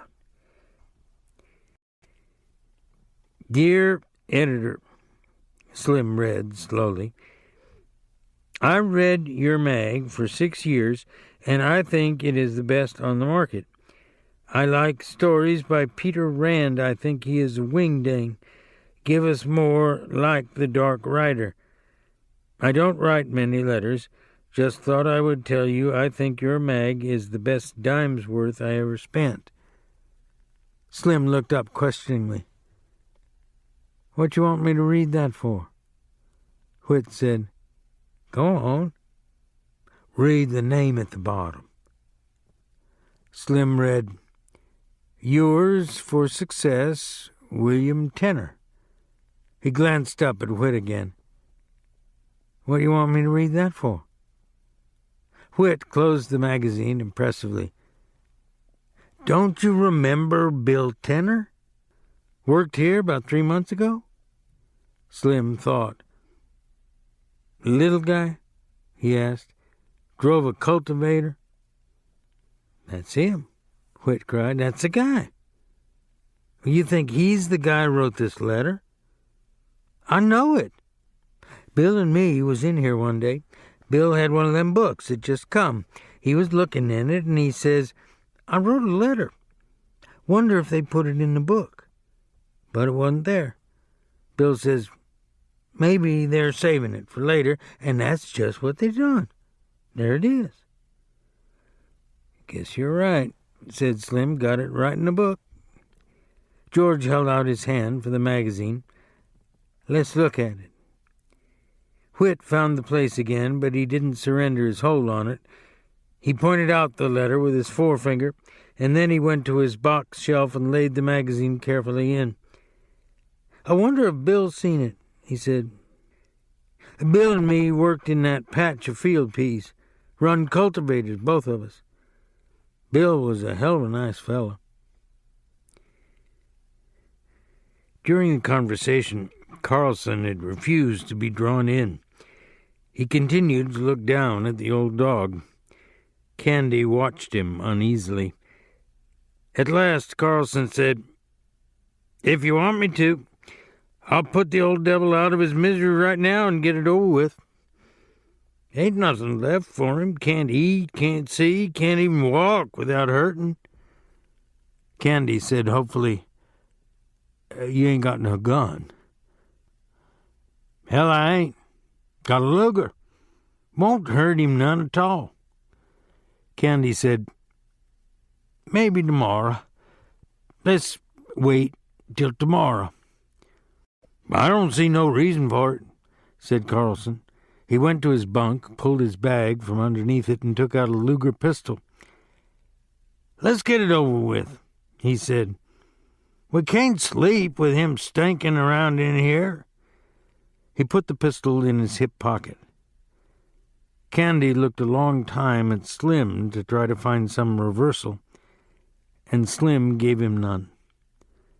At last Candy said softly and hopelessly, "All right, take him." He didn't look down at the dog at all. He lay back on his bunk and crossed his arms behind his head and stared at the ceiling. From his pocket, Carlson took a little leather thong. He stooped over and tied it around the old dog's neck. All the men except Candy watched him. "Come on, boy. Come on, boy," he said gently. And he said apologetically to Candy, "He won't even feel it." Candy didn't move nor answer him. He twitched the thong. "Come on, boy." The old dog got slowly and stiffly to his feet and followed the gently pulling leash. Slim said, "Carlson?" "Yeah?" "You know what to do."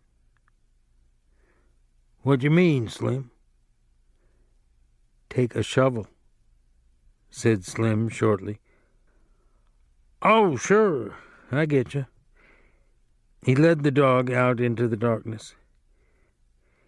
George followed to the door and shut the door and set the latch gently in its place. Candy lay rigidly on his bed, staring at the ceiling. Slim said loudly, "One of my lead mules got a bad hoof. Got to get some tar on it." His voice trailed off. It was silent outside. Carlson's footsteps died away. The silence came into the room, and the silence lasted. George chuckled. "I bet Lenny's right out there in the barn with his pup.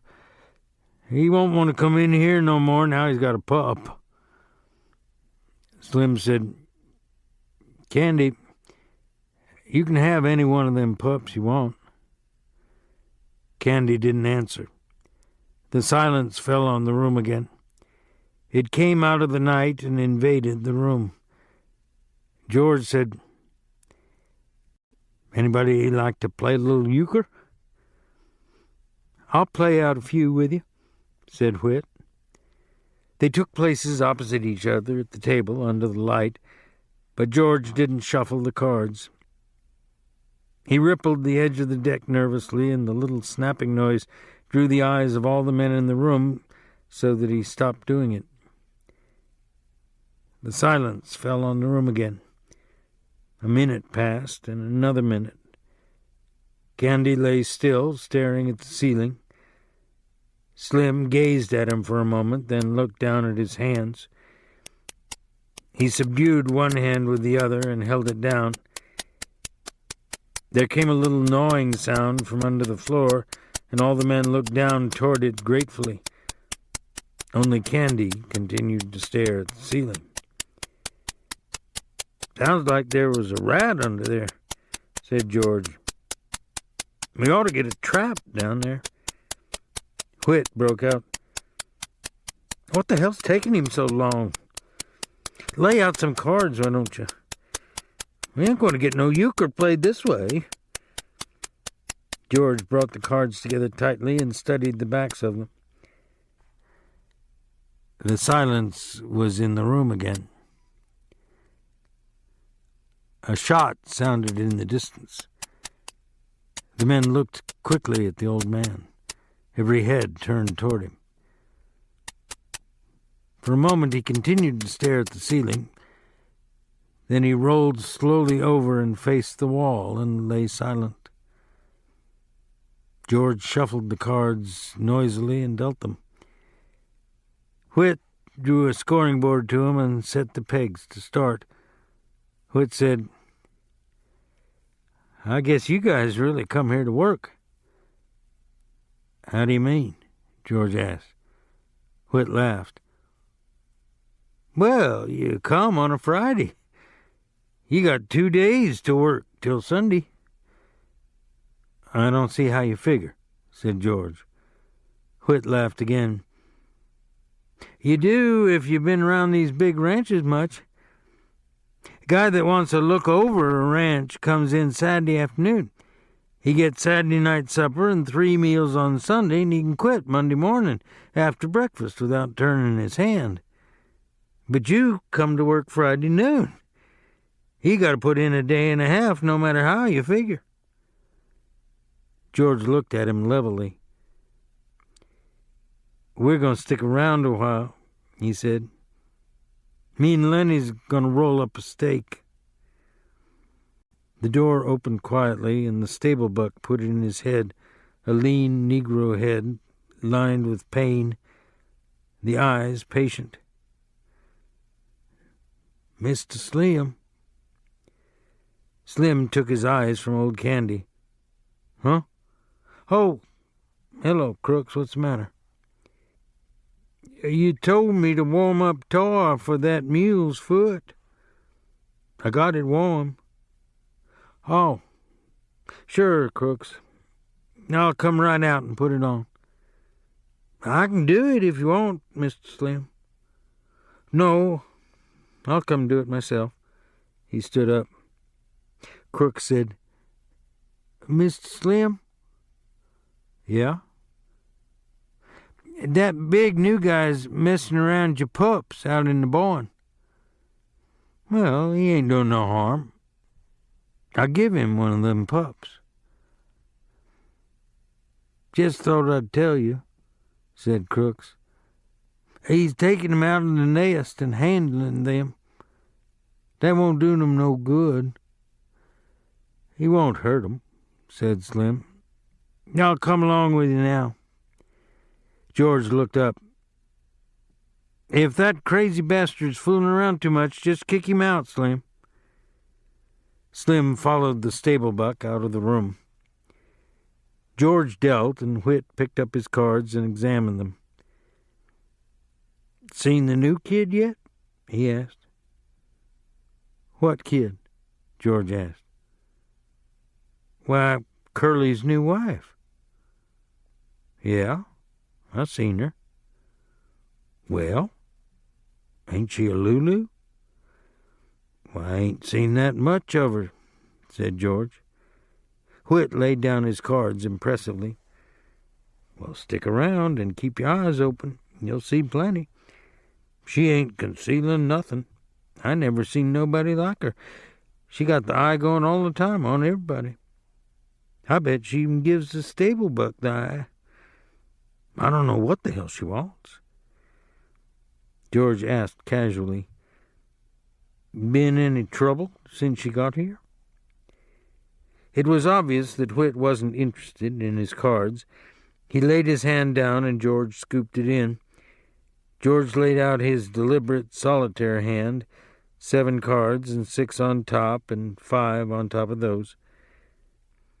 Whit said, I see what you mean. No, there ain't been nothing yet. Curly's got yellow jackets in his drawers, but that's all so far. Every time the guys is around, she shows up. She's looking for Curly, or she thought she left something laying around and she's looking for it. Seems like she can't keep away from guys. And Curly's pants just crawling with ants, but there ain't nothing come of it yet. George said, She's going to make a mess. There's going to be a bad mess about her. She's a jailbait all set on the trigger. That Curly got his work cut out for him. Ranch with a bunch of guys on it ain't no place for a girl, especially like her. Whit said, If you got ideas, you ought to come in town with us guys tomorrow night. Why, what's doing? Just the usual thing. We go into old Susie's place. Hell of a nice place. Old Susie's a laugh. All his cracking jokes. Like she says when we come up on the front porch last Saturday night, Susie opens the door, and then she yells over her shoulder, "Get your coats on, girls, here comes the sheriff." And she never talks dirty, neither. Got 5 girls there. "What's it set you back?" George asked. 2.5. You can get a shot for 2 bits. Susie got nice chairs to sit in, too. If a guy don't want a flop, why, he can just sit in the chairs and have a couple of 3 shots and pass the time of day. And Susie don't give a damn. She ain't rushing guys through and kicking them out if they don't want a flop. "Might go in and look the joint over," said George. "Sure, come along. It's a hell of a lot of fun. Her cracking jokes all the time. Like she says one time, she says, 'I've knew people that if they got a rag rug on the floor and a Cupid doll lamp on the phonograph, they think they're running a parlor house.'" That's Clara's house she's talking about. And Susie says, "I know what you boys want," she says. "My girls is clean," she says, "and there ain't no water in my whiskey." She says, "If any of you guys want to look at a Cupid doll lamp and take your own chance getting burned, well, you know where to go." And she says, "There's guys around here walking bow-legged 'cause they like to look at a Cupid doll lamp." George asked, "Clara runs the other house, huh?" "Yeah," said Whit. "But we don't never go there. Clara gets $3 a crack and 35 cents a shot, and she don't crack no jokes. But Susie's place is clean, and she got nice chairs. And don't let no goo-goos in, neither." "Me and Lenny's rolling up a steak," said George. "I might go in and sit and have a shot, but I ain't putting out no 2.5. "Well, I gotta have some fun sometime," said Whit. The door opened, and Lenny and Carlson came in together. Lenny crept to his bunk and sat down, trying not to attract attention. Carlson reached under his bunk and brought out his bag. He didn't look at old Candy, who still faced the wall. Carlson found a little cleaning rod in the bag and a can of oil. He laid them on his bed and then brought out the pistol, took out the magazine, and snapped the loaded shell from the chamber. Then he fell to cleaning the barrel with the little rod. When the ejector snapped, Candy turned over and looked for a moment at the gun before he turned back to the wall again. Carlson said casually, "Curly been in yet?" "No," said Whit. "What's eating on Curly?" Carlson squinted down the barrel of his gun. "Looking for his old lady. I seen him going round and round outside." Whit said sarcastically, "He spends half his time looking for her, and the rest of the time she's looking for him." Curly burst into the room excitedly. "Any of you guys seen my wife?" he demanded. "She ain't been here," said Whit. Curly looked threateningly about the room. "Where the hell's Slim?" "Went out in the barn," said George. "He was going to put some tar on a split hoof." Curly's shoulders dropped and squared. "How long ago did he go?"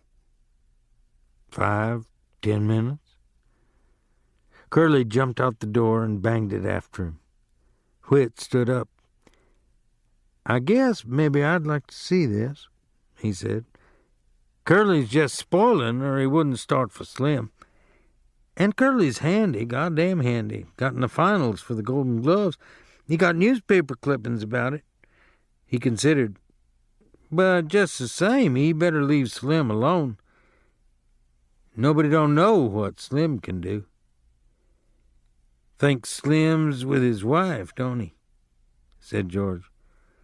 "Looks like it," Whit said. "Of course Slim ain't. At least I don't think Slim is. But I'd like to see the fuss if it comes off. Come on, let's go." George said, "No, I'm staying right here. I don't want to get mixed up in nothing. Lenny and me got to make a steak." Carlson finished the cleaning of the gun and put it in the bag and pushed the bag under his bunk. "I guess I'll go out and look her over," he said. Old Candy lay still, and Lenny, from his bunk, watched George cautiously. When Whit and Carlson were gone and the door closed after them, George turned to Lenny. "What you got on your mind?" "Well, I ain't done nothing, George. Slim says I better not pet them pups so much for a while. Slim says it ain't good for 'em, so I come right in. I've been good, George." "Well, I could have told you that," said George. "Well, I wasn't hurting 'em none.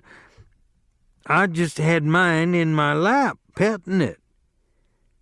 George asked, "Did you see Slim out in the barn?"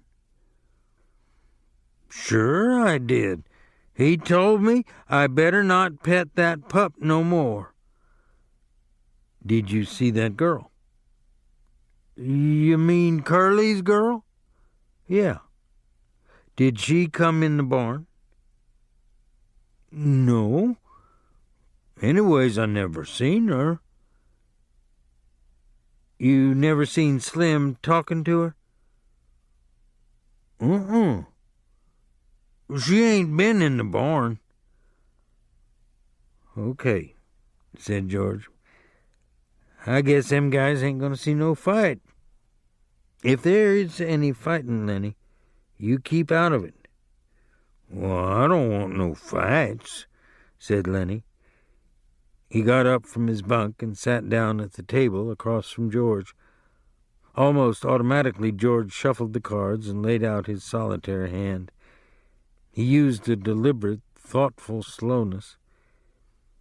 Lenny reached for a face card and studied it, then turned it upside down and studied it.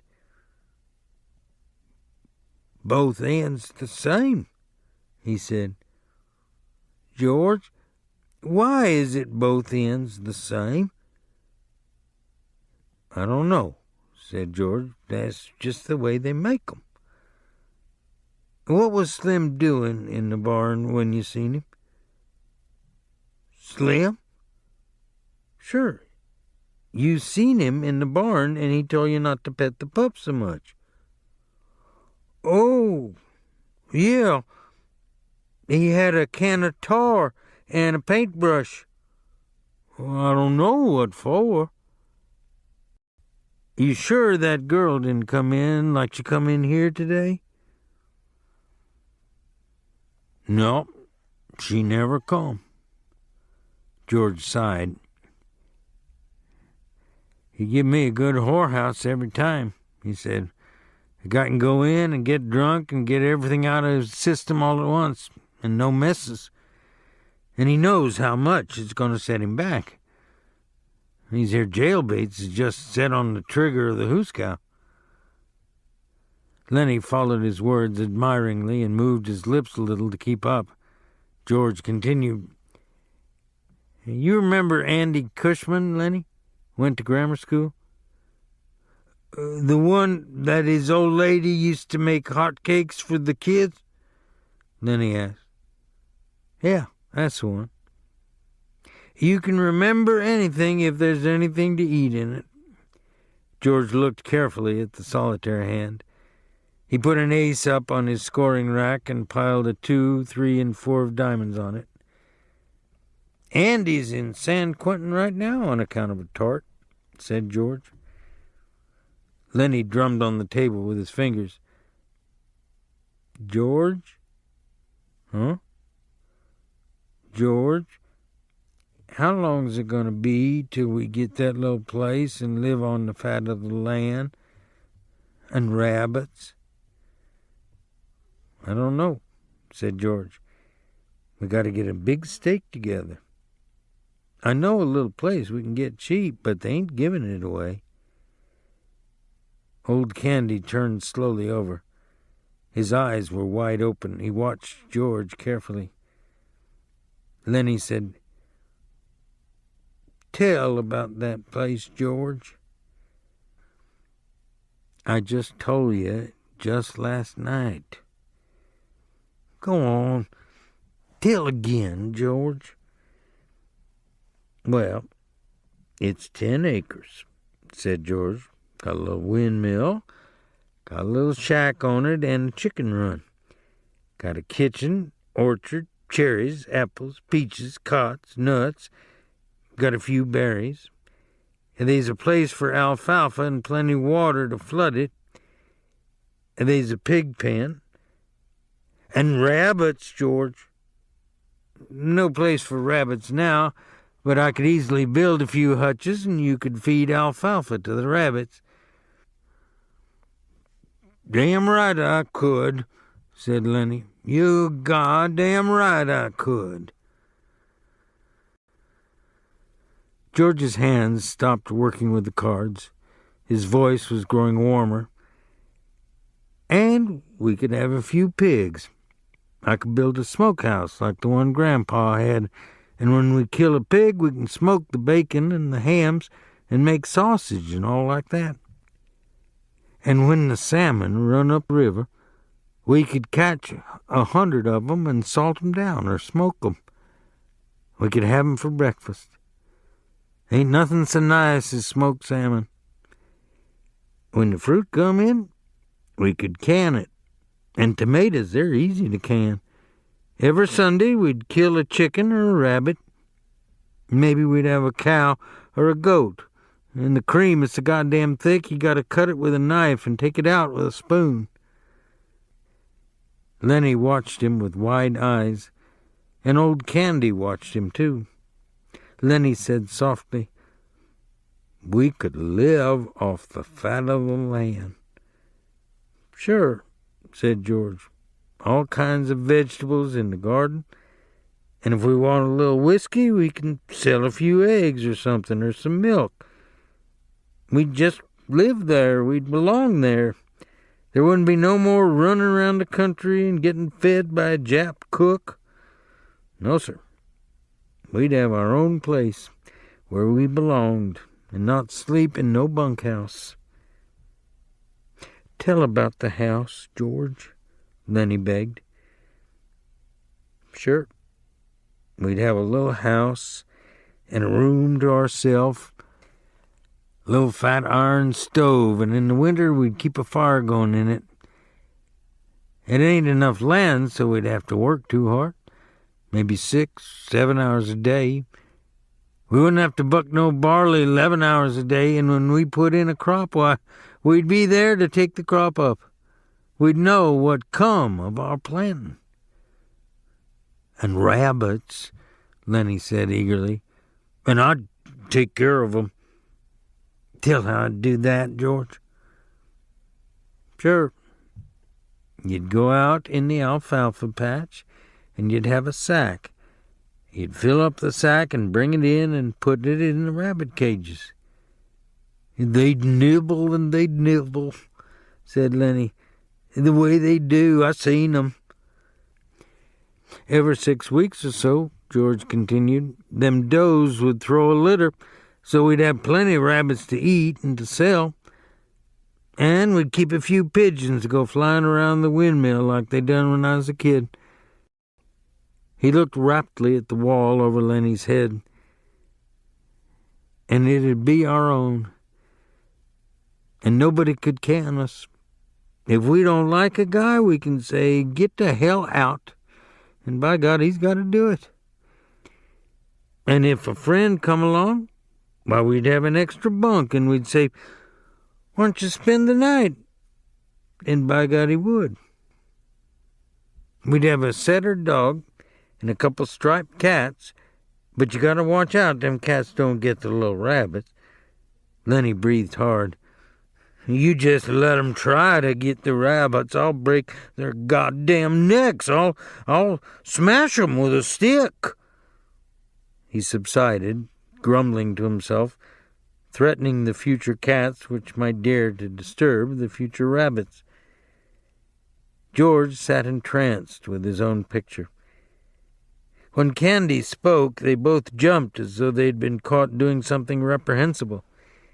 Candy said, You know where's a place like that?" George was on guard immediately.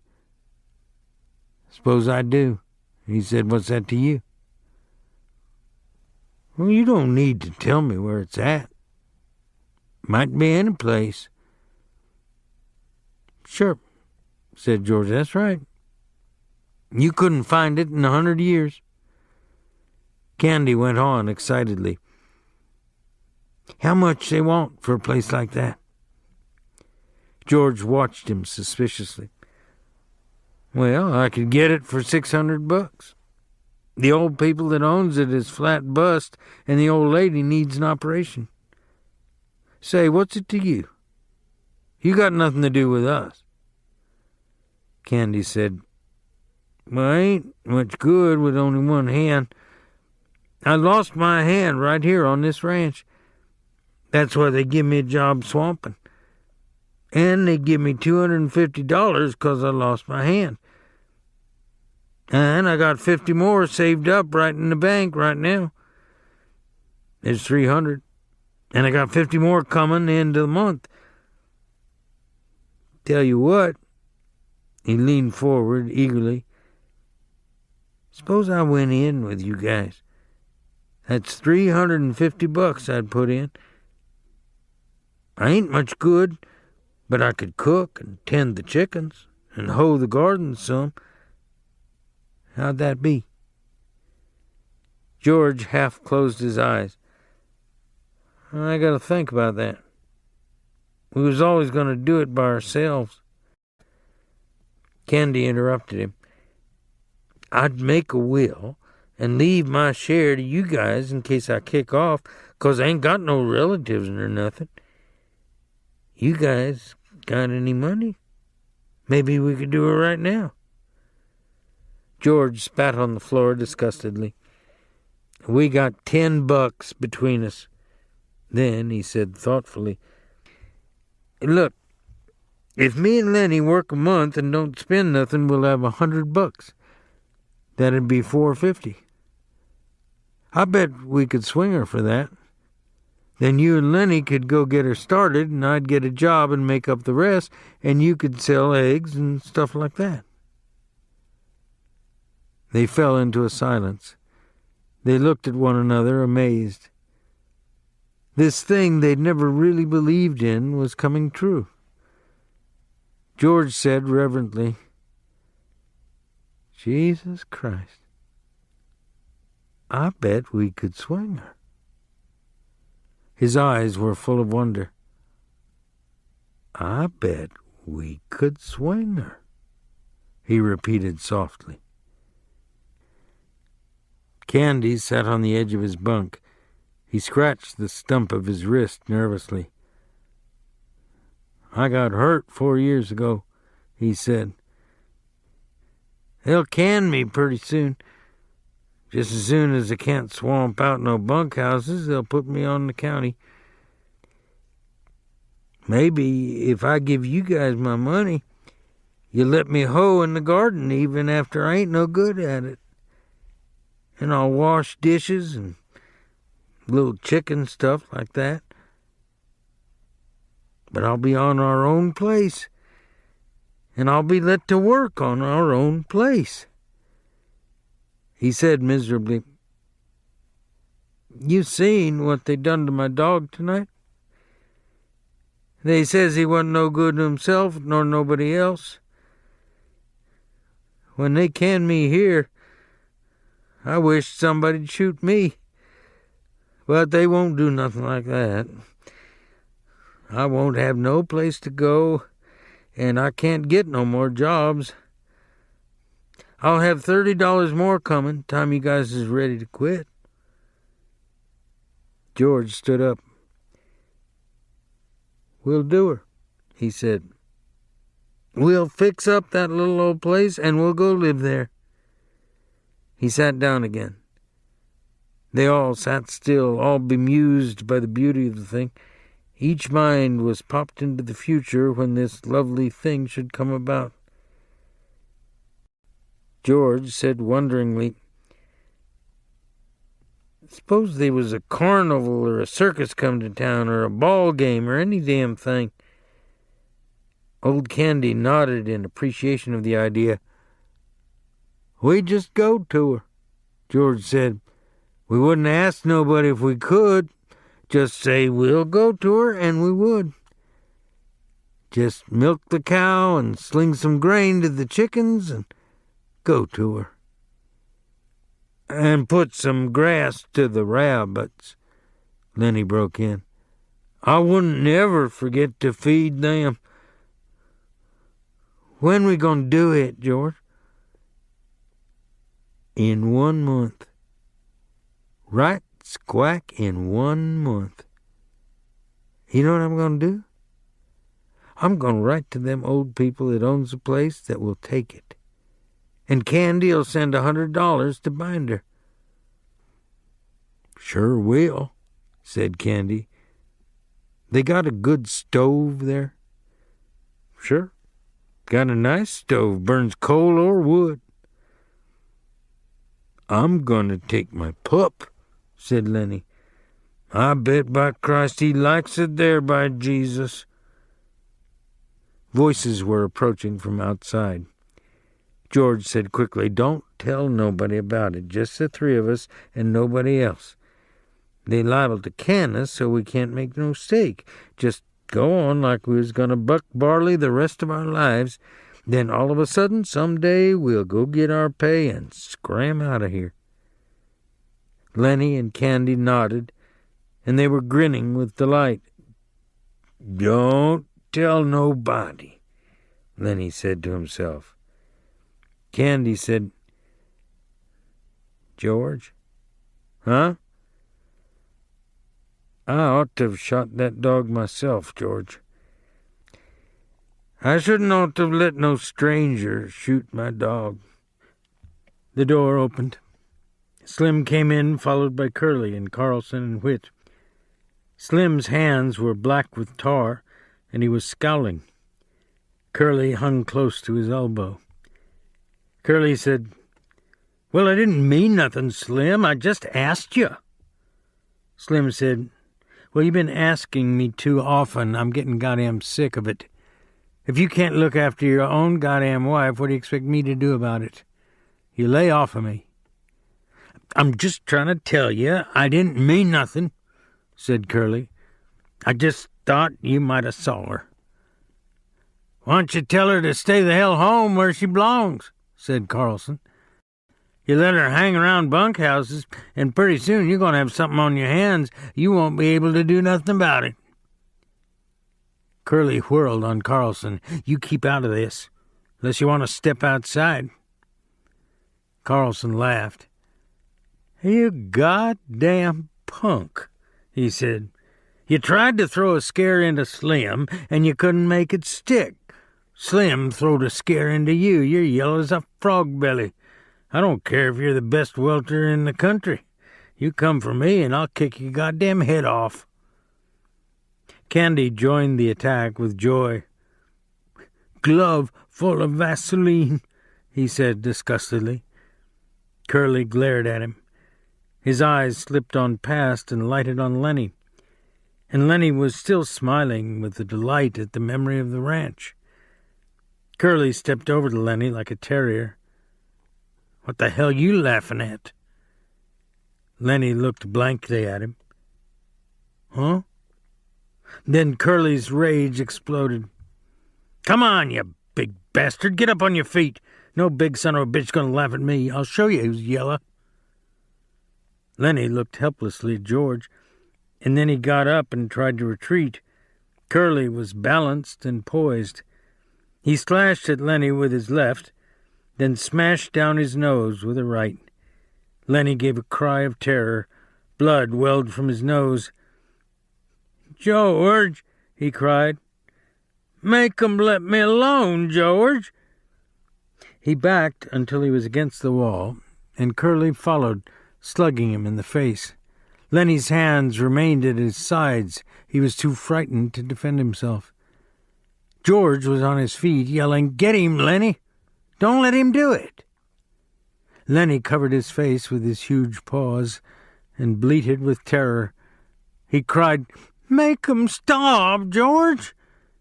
Then Curly attacked his stomach and cut off his wind. Slim jumped up. "The dirty little rat," he cried. "I'll get him myself."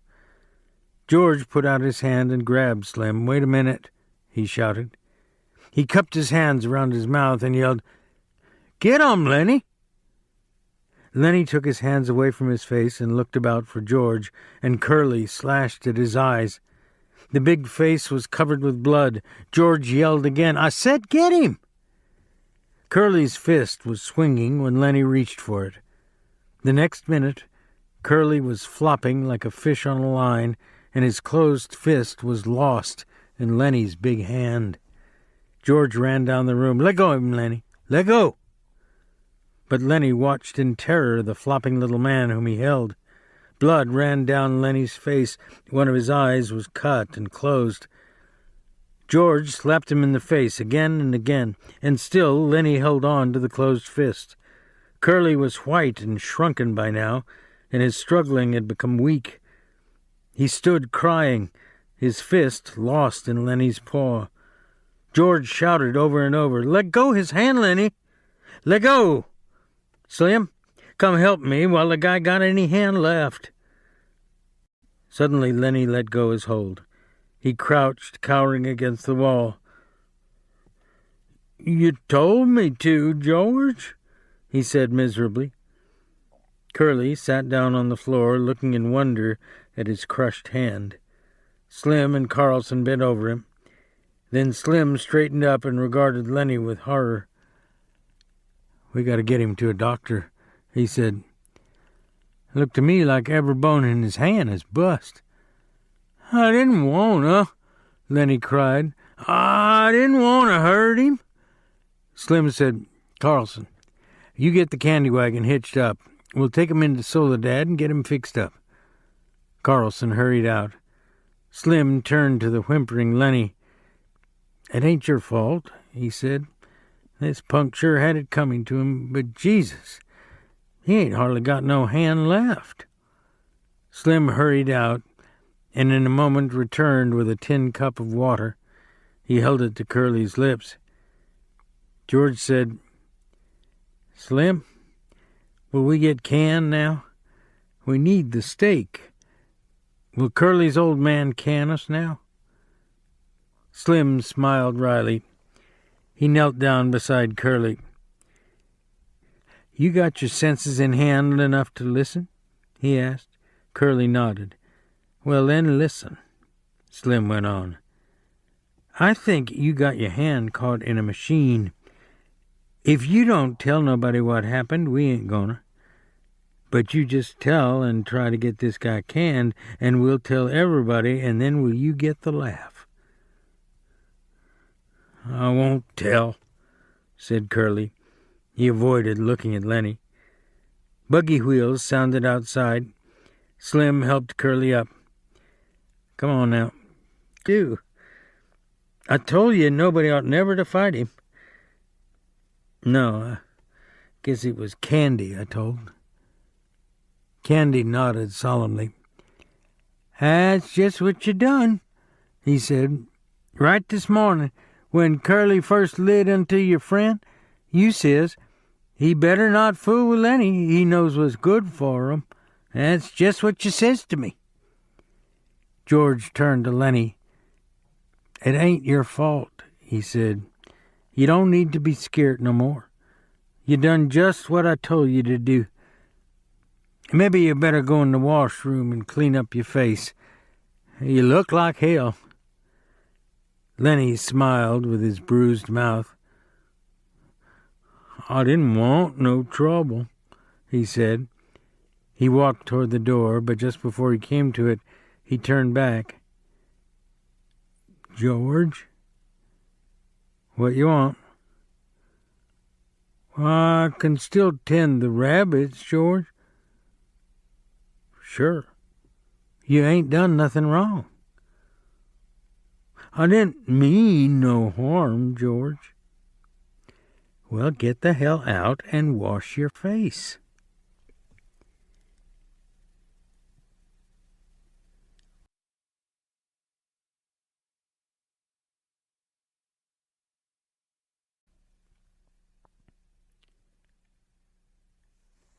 Crooks, the Negro stable-buck, had his bunk in the harness room, a little shed that leaned off the wall of the barn. On one side of the little room there was a square four-paned window, and on the other a narrow plank door leading into the barn. Crook's bunk was a long box filled with straw on which his blankets were flung. On the wall by the window there were pegs on which hung broken harness in process of being mended, strips of new leather, and under the window itself a little bench for leather-working tools, curved knives and needles, and balls of linen thread, and a small hand riveter. On pegs were also pieces of harness, a split collar with the horsehair stuffing sticking out, a broken hame, and a trace chain with its leather covering split. Crooks had his apple box over his bunk, and in it a range of medicine bottles, both for himself and for the horses. There were cans of saddle soap and a drippy can of tar with its paintbrush sticking over the edge. And scattered about the floor were a number of personal possessions. For being alone, Crooks could leave his things about, and being a stable-buck and a cripple, he was more permanent than the other men, and he'd accumulated more possessions than he could carry on his back. Crooks possessed several pairs of shoes, a pair of rubber boots, a big alarm clock, and a single-barreled shotgun. And he had books, too, a tattered dictionary and a mauled copy of the California Civil Code for 1905. There were battered magazines and a few dirty books on a special shelf over his bunk. A pair of large gold-rimmed spectacles hung from a nail on the wall above his bed.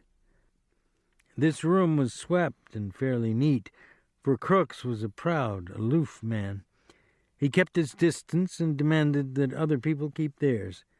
His body was bent over to the left by his crooked spine, and his eyes lay deep in his head, and because of their depth, seemed to glitter with intensity. His lean face was lined with deep black wrinkles, and he had thin, pain-tightened lips, which were lighter than his face. It was Saturday night. Through the open door that led into the barn came the sound of moving horses, of feet stirring, of teeth champing on hay, of the rattle of halter chains. In the stable-buck's room, a small electric globe threw a meager yellow light. Crooks sat on his bunk. His shirt was out of his jeans and back. In one hand he held a bottle of liniment, and with the other he rubbed his spine. Now and then he poured a few drops of the liniment into his pink-palmed hand and reached up under his shirt to rub again. He flexed his muscles against his back and shivered. Noiselessly, Lenny appeared in the open doorway and stood there looking in, his big shoulders nearly filling the opening. For a moment Crooks didn't see him, but on raising his eyes he stiffened and a scowl came on his face. His hand came out from under his shirt. Lenny smiled helplessly in an attempt to make friends. Crooks said sharply, "You got no right to come in my room. This here's my room. Nobody got any right in here but me." Lenny gulped, and his smile grew more fawning. "Why, I ain't doing nothing," he said. "Just come to look at my puppy, and I seen your light," he explained. "Well, I got a right to have a light. You go on, get out of my room. I ain't wanted in the bunkhouse, and you ain't wanted in my room." "Why ain't you wanted?" Lenny asked. "'Cause I'm black. They play chords in there, but I can't play 'cause I'm black. They say I stink. Well, I tell you, all of you stink to me." Lenny flapped his big hands helplessly. "Everybody went into town," he said. "Slim and George and everybody. George says I got to stay here and not get in no trouble. I seen your light." "Well, what do you want?" Nothing. I seen your light. I thought I could just come in and sit. Crook stared at Lenny, and he reached behind him and took down the spectacles and adjusted them over his pink ears and stared again. I don't know what you're doing in the barn anyway, he complained. You ain't no Skinner. There's no call for a bucker to come into the barn at all. You ain't no Skinner. You ain't got nothing to do with the horses. The pup, Lenny repeated. I come to see my pup. Well, go see your pup then. Don't come in a place where you're not wanted. Lenny lost his smile. He advanced to step into the room, then remembered and backed to the door again. I looked at him a little. Slim says I ain't to pet him very much. Crook said, Well, you've been taking him out of the nest all the time. I wonder the old lady don't move him someplace else. Oh, she don't care. She lets me. Lenny had moved into the room again. Crook scowled, but Lenny's disarming smile defeated him. Come on in and sit a while, Crook said. As long as you won't get out and leave me alone, you might as well sit down. His tone was a little more friendly. All the boys gone into town, huh? All but old Candy. He just sits in the bunkhouse sharpening his pencil and sharpening and figuring. Crooks adjusted his glasses. Figuring? What's Candy figuring about? Lenny almost shouted. About the rabbits. You're nuts, said Crooks. You're crazy as a wedge. What rabbits you talking about? The rabbits we're going to get, and I get to tend 'em, cut grass and give 'em water and like that. Just nuts, said Crooks. I don't blame the guy you travel with for keeping you out of sight. Lenny said quietly, It ain't no lie. We're going to do it. Going to get a little place and live on the fat of the land. Crook settled himself more comfortably on his bunk. Sit down, he invited. Sit down on the nail keg. Lenny hunched down on the little barrel. You think it's a lie, Lenny said, but it ain't no lie. Every word's the truth, and you can just ask George. Crooks put his dark chin into his pink palm. You travel around with George, don't you? Sure. Me and him goes every place together. Crooks continued. Sometimes he talks and you don't know what the hell he's talking about. Ain't that so? He leaned forward, boring Lenny with his deep eyes. Ain't that so? Yeah. Sometimes.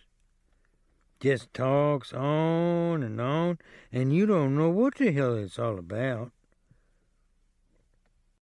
Yeah. Sometimes.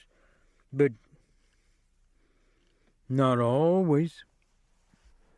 Crooks leaned forward over the edge of the bunk. I ain't a Southern Negro, he said. I was born right here in California. My old man had a chicken ranch, about 10 acres. The white kids come to play at our place, and sometimes I went to play with them, and some of 'em was pretty nice.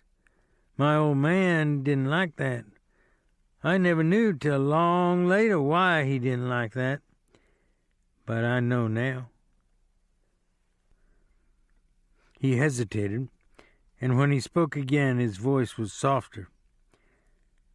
There wasn't another colored family for miles around. Now there ain't a colored man on this ranch, and there's just one family in Soledad. He laughed. If I say something, Why, it's just a nigger, Sam. Lenny asked, how long you think it'll be before them pups'll be old enough to pet? Crooks laughed again. A guy can talk to you and be sure you won't go blabbing. Couple weeks and them pups will be all right. George knows what he's about. Just talks and you don't understand nothing. He leaned forward excitedly. And a so it don't mean nothing, see? You couldn't remember it anyways. I seen it over and over. A guy talking to another guy, and it don't make no difference if he don't hear or understand. The thing is, they talking. Or they're sitting still, not talking. It don't make no difference. No difference. His excitement had increased until he pounded his knee with his hand.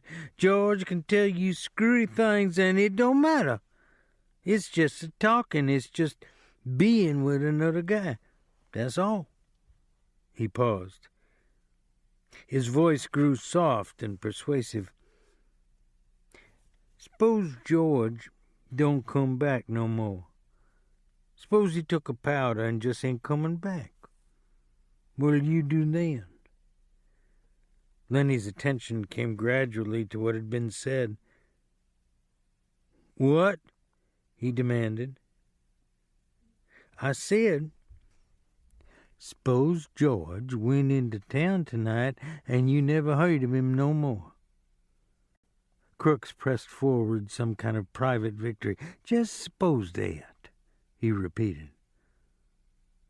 He won't do it, Lenny cried. George wouldn't do nothing like that. I've been with George a long time. He'll come back tonight. But the doubt was too much for him. Don't you think he will? Crook's face lighted with pleasure in his torture. Nobody can't tell what a guy'll do, he observed calmly. Let's say he wants to come back and can't. Suppose he gets killed or hurt, so he can't come back.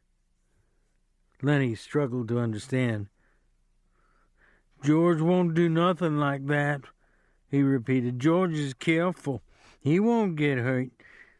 He ain't never been hurt 'cause he's careful. Well, suppose, Jess, suppose he don't come back. What'll you do then? Lenny's face wrinkled with apprehension. I don't know. Say, what are you doing anyways? He cried. This ain't true. George ain't got hurt. Crooks bored in on him. Want me to tell you what'll happen? They'll take you to the booby hatch. They'll tie you up with a collar like a dog. Suddenly Lenny's eyes centered and grew quiet and mad. He stood up and walked dangerously toward Crooks. Who hurt George? He demanded. Crooks saw the danger as it approached him. He edged back on his bunk to get out of the way. I was just supposing, he said. George ain't hurt. He's all right. He'll be back all right. Lenny stood over him. What you supposing for? Ain't nobody gonna suppose no hurt to George. Crooks removed his glasses and wiped his eyes with his fingers. Just sit down, he said. George ain't hurt. Lenny growled back to his seat on the nail keg. Ain't nobody gonna talk no hurt to George, he grumbled. Crooks said gently, maybe you can see now. You got George. You know he's gonna come back. Suppose you didn't have nobody. Suppose you couldn't go into the bunkhouse and play rummy 'cause you was black. How'd you like that? Suppose you had to sit out here and read books. Sure, you could play horseshoes till it got dark. But then you got to read books. Books ain't no good. A guy needs somebody to be near him. He whined, "A guy goes nuts if he ain't got nobody. Don't make no difference who the guy is, long as he's with you. I tell you," he cried, "I tell you, a guy gets too lonely and he gets sick." "George gonna come back," Lenny reassured himself in a frightened voice. "Maybe George come back already. Maybe I better go see." Crook said, "I didn't mean to scare you. He'll come back. I was talking about myself. Guy sits alone out here at night, maybe reading books or thinking or stuff like that. Sometimes he gets thinking, and he got nothing to tell him what's so and what ain't so. Maybe if he sees something, he don't know whether it's right or not. He can't turn to some other guy and ask him if he sees it too. He can't tell. He got nothing to measure by. I seen things out here. I wasn't drunk. I don't know if I was asleep. If some guy was with me, he could tell me I was asleep, and then it would be all right. But I just don't know." Crooks was looking across the room now, looking toward the window. Lenny said miserably, "George wouldn't go away and leave me. I know George wouldn't do that." The stable buck went on dreamily. "I remember when I was a little kid on my old man's chicken ranch. Had 2 brothers. They was always near me, always there. Used to sleep right in the same room, right in the same bed, all 3. Had a strawberry patch, had an alfalfa patch. Used to turn the chickens out in the alfalfa on a sunny morning. My brothers would sit on a fence rail and watch 'em. White chickens, they was." Gradually, Lenny's interest came around to what was being said. "George says we're going to have alfalfa for the rabbits." "What rabbits?" "We're going to have rabbits and a berry patch." "You're nuts." "We are too. You ask George." "You're nuts." Crooks was scornful. "I seen hundreds of men come by on the road and on the ranches with their bindles on their back and that same damn thing in their heads. Hundreds of them. They come and they quit and go on, and every damn one of 'em's got a little piece of land in his head. And never a goddamn one of 'em ever gets it. Just like heaven. Everybody wants a little piece of land. I read plenty of books out here. Nobody never gets to heaven, and nobody gets no land. It's just in their head. They all the time talking about it, but it's just in their head." He paused and looked toward the open door, for the horses were moving restlessly and the halter chains clinked. A horse whinnied. "I guess somebody's out there," Crook said. "Maybe Slim. Slim comes in sometimes 2-3 times a night. Slim's a real skinner. He looks out for his team." He pulled himself painfully upright and moved toward the door. "That you, Slim?" he called. Candy's voice answered. "Slim went in town. Say, you seen Lenny?" "You mean the big guy?" "Yeah. Seen him around any place?" "He's in here," Crook said shortly. He went back to his bunk and lay down. Candy stood in the doorway, scratching his bald wrist and looking blindly into the lighted room. He made no attempt to enter. "Tell you what, Lenny, I've been figuring out about them rabbits," Crook said irritably. "You can come in if you want." Candy seemed embarrassed. "I don't know. 'Course if you want me to." "Come on in. If everybody's coming in, you might just as well." It was difficult for Crooks to conceal his pleasure with anger. Candy came in, but he was still embarrassed. "You got a nice, cozy little place in here," he said to Crooks. "Must be nice to have a room all to yourself this way." "Sure," said Crooks. "And the manure pile under the window." "Sure, it's swell." Lenny broke in. "You said about them rabbits?" Candy leaned against the wall beside the broken collar while he scratched the wrist stump. "I've been here a long time," he said. "And Crook's been here a long time. This is the first time I ever been in his room." Crook said darkly, "Guys don't come into a colored man's room very much. Nobody been here but Slim. Slim and the boss." Candy quickly changed the subject. "Slim's as good a Skinner as I ever seen." Lenny leaned toward the old swamper. "About them rabbits," he insisted. Candy smiled. "I got it figured out.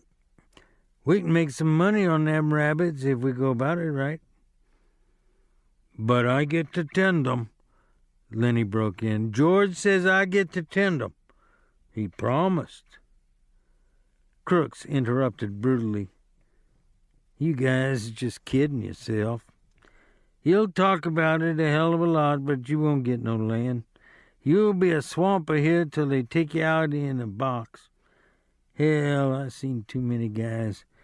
Lenny here'll quit and be on the road in 2-3 weeks. Seems like every guy got land in his head." Candy rubbed his cheek angrily. "You're goddamn right we're going to do it. George says we are. We got the money right now." "Yeah," said Crooks. "And where's George now?" "In town in a whorehouse. That's where your money's going. Jesus. I seen it happen too many times. I seen too many guys with land in their head. They never get none under their hand." Candy cried. "Sure, they all want it. Everybody wants a little bit of land. Not much. Something he could live on, and there couldn't nobody throw him off of it. I never had none. I planted crops for damn near everybody in this state, but they wasn't my crops, and when I harvested 'em, it wasn't none of my harvest. But we're going to do it now. And don't make no mistake about that. George ain't got the money in town. That money's in the bank. Me and Lenny and George, we're going to have a room to ourselves. We're going to have a dog and rabbits and chickens. We're going to have green corn and maybe a cow or a goat." He stopped, overwhelmed with his picture. Crooks asked, "You say you got the money?" "Damn right. We got most of it. Just a little bit more to get. Have it all in 1 month. George got the land all picked out, too." Crooks reached around and explored his spine with his hand. "I never seen a guy really do it," he said. "I seen guys nearly crazy with loneliness for land, but every time a whorehouse or a blackjack game took what it takes." He hesitated. "If you guys would want a hand to work for nothing, just his keep, well, I'd come and lend a hand. I ain't so crippled I can't work like a sumbitch if I want to." "Any of you boys seen Curly?" They swung their heads toward the door. Looking in was Curly's wife. Her face was heavily made up. Her lips were slightly parted. She breathed strongly as though she'd been running. "Curly ain't been here," Candy said sourly. She stood still in the doorway, smiling a little at them, rubbing the nails of one hand with the thumb and forefinger of the other, and her eyes traveled from one face to another. "They left all the weak ones here," she said finally. "Think I don't know where they all went? Even Curly? I know where they all went." Lenny watched her, fascinated, but Candy and Crooks were scowling down away from her eyes. Candy said, "Then if you know, why you won't ask us where Curly's at?" She regarded them amusedly. "Funny thing," she said. "If I catch any one man and he's alone, I get along fine with him. But just let two of the guys get together and you won't talk. Just nothing but mad." She dropped her fingers and put her hands on her hips. "You're all scared of each other, that's what. Every one of you's scared the rest is going to get something on you." After a pause, Crooks said, "Maybe you better go along to your own house now. We don't want no trouble." "Well, I ain't giving you no trouble. Think I don't like to talk to somebody once in a while? Think I like to stick in that house all the time?" Candy laid the stump of his wrist on his knee and rubbed it gently with his hand. He said accusingly, "You got a husband. You got no call fooling around with other guys causing trouble." The girl flared up. "Sure, I got a husband. Y'all seen him. Swell guy, ain't he? Spends all his time saying what he's gonna do to guys he don't like, and he don't like nobody. Think I'm gonna stay in that 2x4 house and listen how Curly's gonna lead with his left twice and then bring in the old right cross? 1-2, he says. Just the old 1-2, and he'll go down." She paused, and her face lost its sullenness and grew interested. "Say, what happened to Curly's hand?" There was an embarrassed silence. Candy stole a look at Lenny, then he coughed. "Why, Curly, he got his hand caught in a machine, ma'am. Bust his hand." She watched for a moment, then she laughed. "Baloney. What you think you're selling me? Curly started something he didn't finish. Caught in a machine. Baloney. Why, he ain't give nobody the good old 1-2 since he got his hand bust." "Who bust him?" Candy repeated sullenly. "Got it caught in a machine."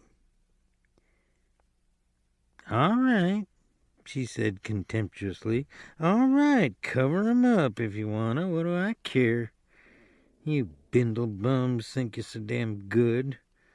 What do you think I am, kid? I tell you, I could have went with shows, not just one neither. And the guy told me he could put me in pictures." She was breathless with indignation. "Saturday night, everybody out doing something. Everybody. And what am I doing? Standing here talking to a bunch of bindle stiffs and a dum-dum and a lousy old sheep, and liking it because ain't nobody else." Lenny watched her, his mouth half open. Crooks had retired into the terrible protective dignity of the Negro. But a change came over old Candy. He stood up suddenly and knocked his nail keg over backward. "I had enough," he said angrily. "You ain't wanted here. We told you you ain't. And I tell you, you got floozy ideas about what us guys amounts to. You ain't got sense enough in that chicken head to even see that we ain't stiffs. Suppose you get us canned. Suppose you do. You think we'll hit the highway and look for another lousy 2-bit job like this? You don't know that we got our own ranch to go to and our own house. We ain't got to stay here. We got a house and chickens and fruit trees and a place 100 times prettier than this, and we got friends. That's what we got. Maybe there was a time when we was scared of getting canned, but we ain't no more. We got our own land, and it's ours, and we can go to it. Curly's wife laughed at him. "Baloney," she said. "I seen too many of you guys. If you had 2 bits in the world, why, you'd be in getting 2 shots of corn with it and sucking the bottom of the glass. I know you guys." Candy's face had grown redder and redder, but before she was done speaking, he had control of himself. He was the master of the situation. "I might have knew," he said gently. "Maybe you just better go along and roll your hoop. We ain't got nothing to say to you at all. We know what we got, and we don't care whether you know it or not. So maybe you better just scatter along now, 'cause Curly maybe ain't going to like his wife out in the barn with us bindle stiffs." She looked from one face to another, and they were all closed against her. And she looked longest at Lenny until he dropped his eyes in embarrassment. Suddenly she said, "Where'd you get them bruises on your face?" Lenny looked up guiltily. "Who? Me?" "Yeah, you." Lenny looked to Candy for help, and then he looked at his lap again. "He got his hand caught in a machine," he said. Curly's wife laughed. "Okay, machine. I'll talk to you later. I like machines." Candy broke in. "You let this guy alone. Don't you do no messing around with him. I won't tell George what you says. George won't have you messing with Lenny." "Who's George?" she asked. "The little guy you come with?" Lenny smiled happily. "That's him," he said. "That's the guy, and he's going to let me tend the rabbits." "Well, if that's all you want, I might get a couple rabbits myself." Crook stood up from his bunk and faced her. "I had enough," he said coldly. "You got no rights coming in the colored man's room.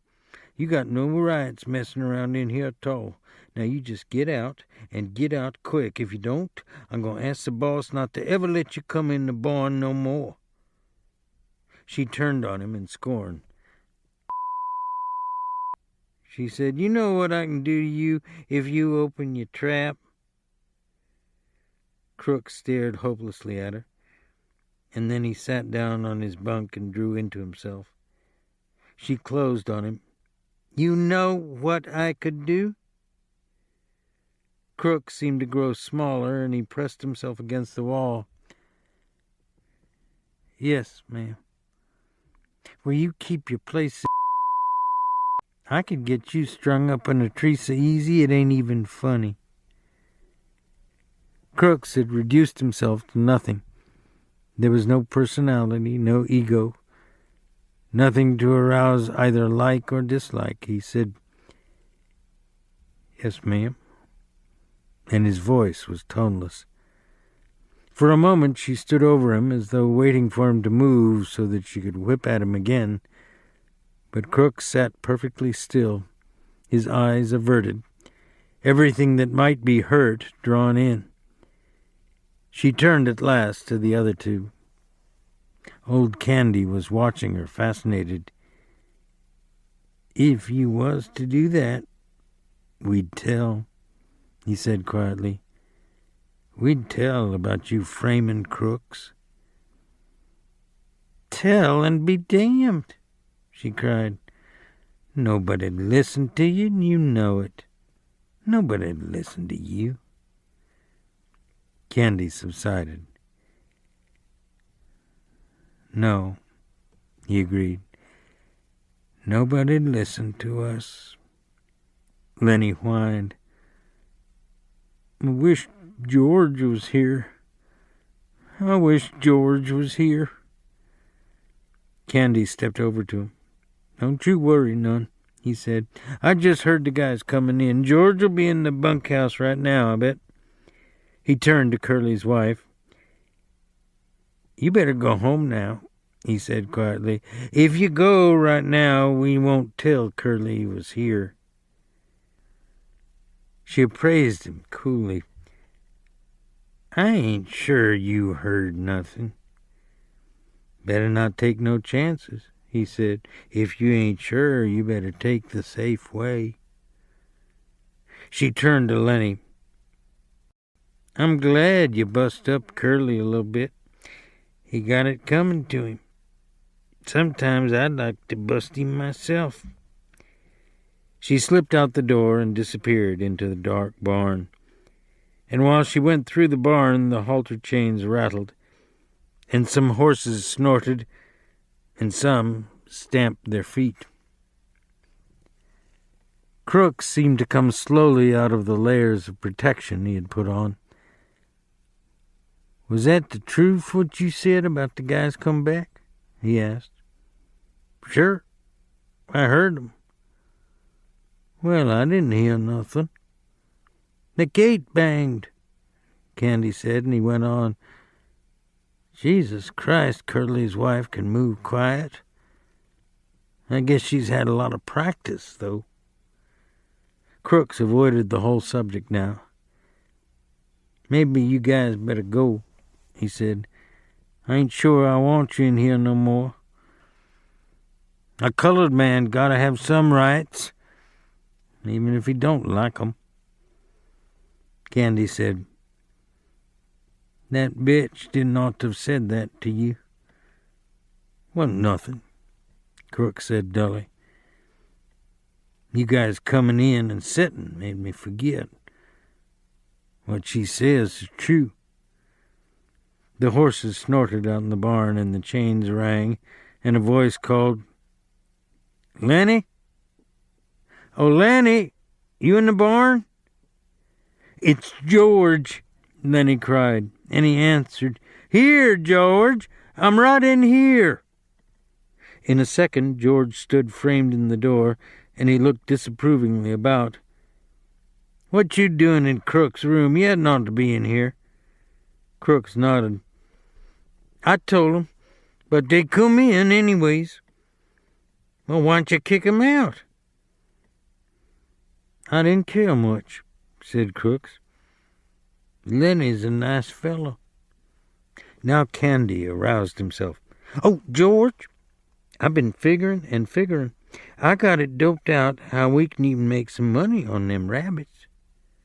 George scowled. I thought I told you not to tell nobody about that. Candy was crestfallen. Didn't tell nobody but Crooks. George said, Well, you guys get out of here. Jesus, seems like I can't go away for a minute. Candy and Lenny stood up and went toward the door. Crooks called, Candy? Huh? Remember what I said about hoeing and doing odd jobs? Yeah, said Candy, I remember. Well, just forget it, said Crooks. I didn't mean it. Just fooling. I wouldn't want to go no place like that. Well, okay, if you feel like that. Good night. The three men went out of the door. As they went through the barn, the horses snorted and the halter chains rattled. Crooks sat on his bunk and looked at the door for a moment, and then he reached for the liniment bottle. He pulled out his shirt and back, poured a little liniment in his pink palm, and reaching around, he fell slowly to rubbing his back.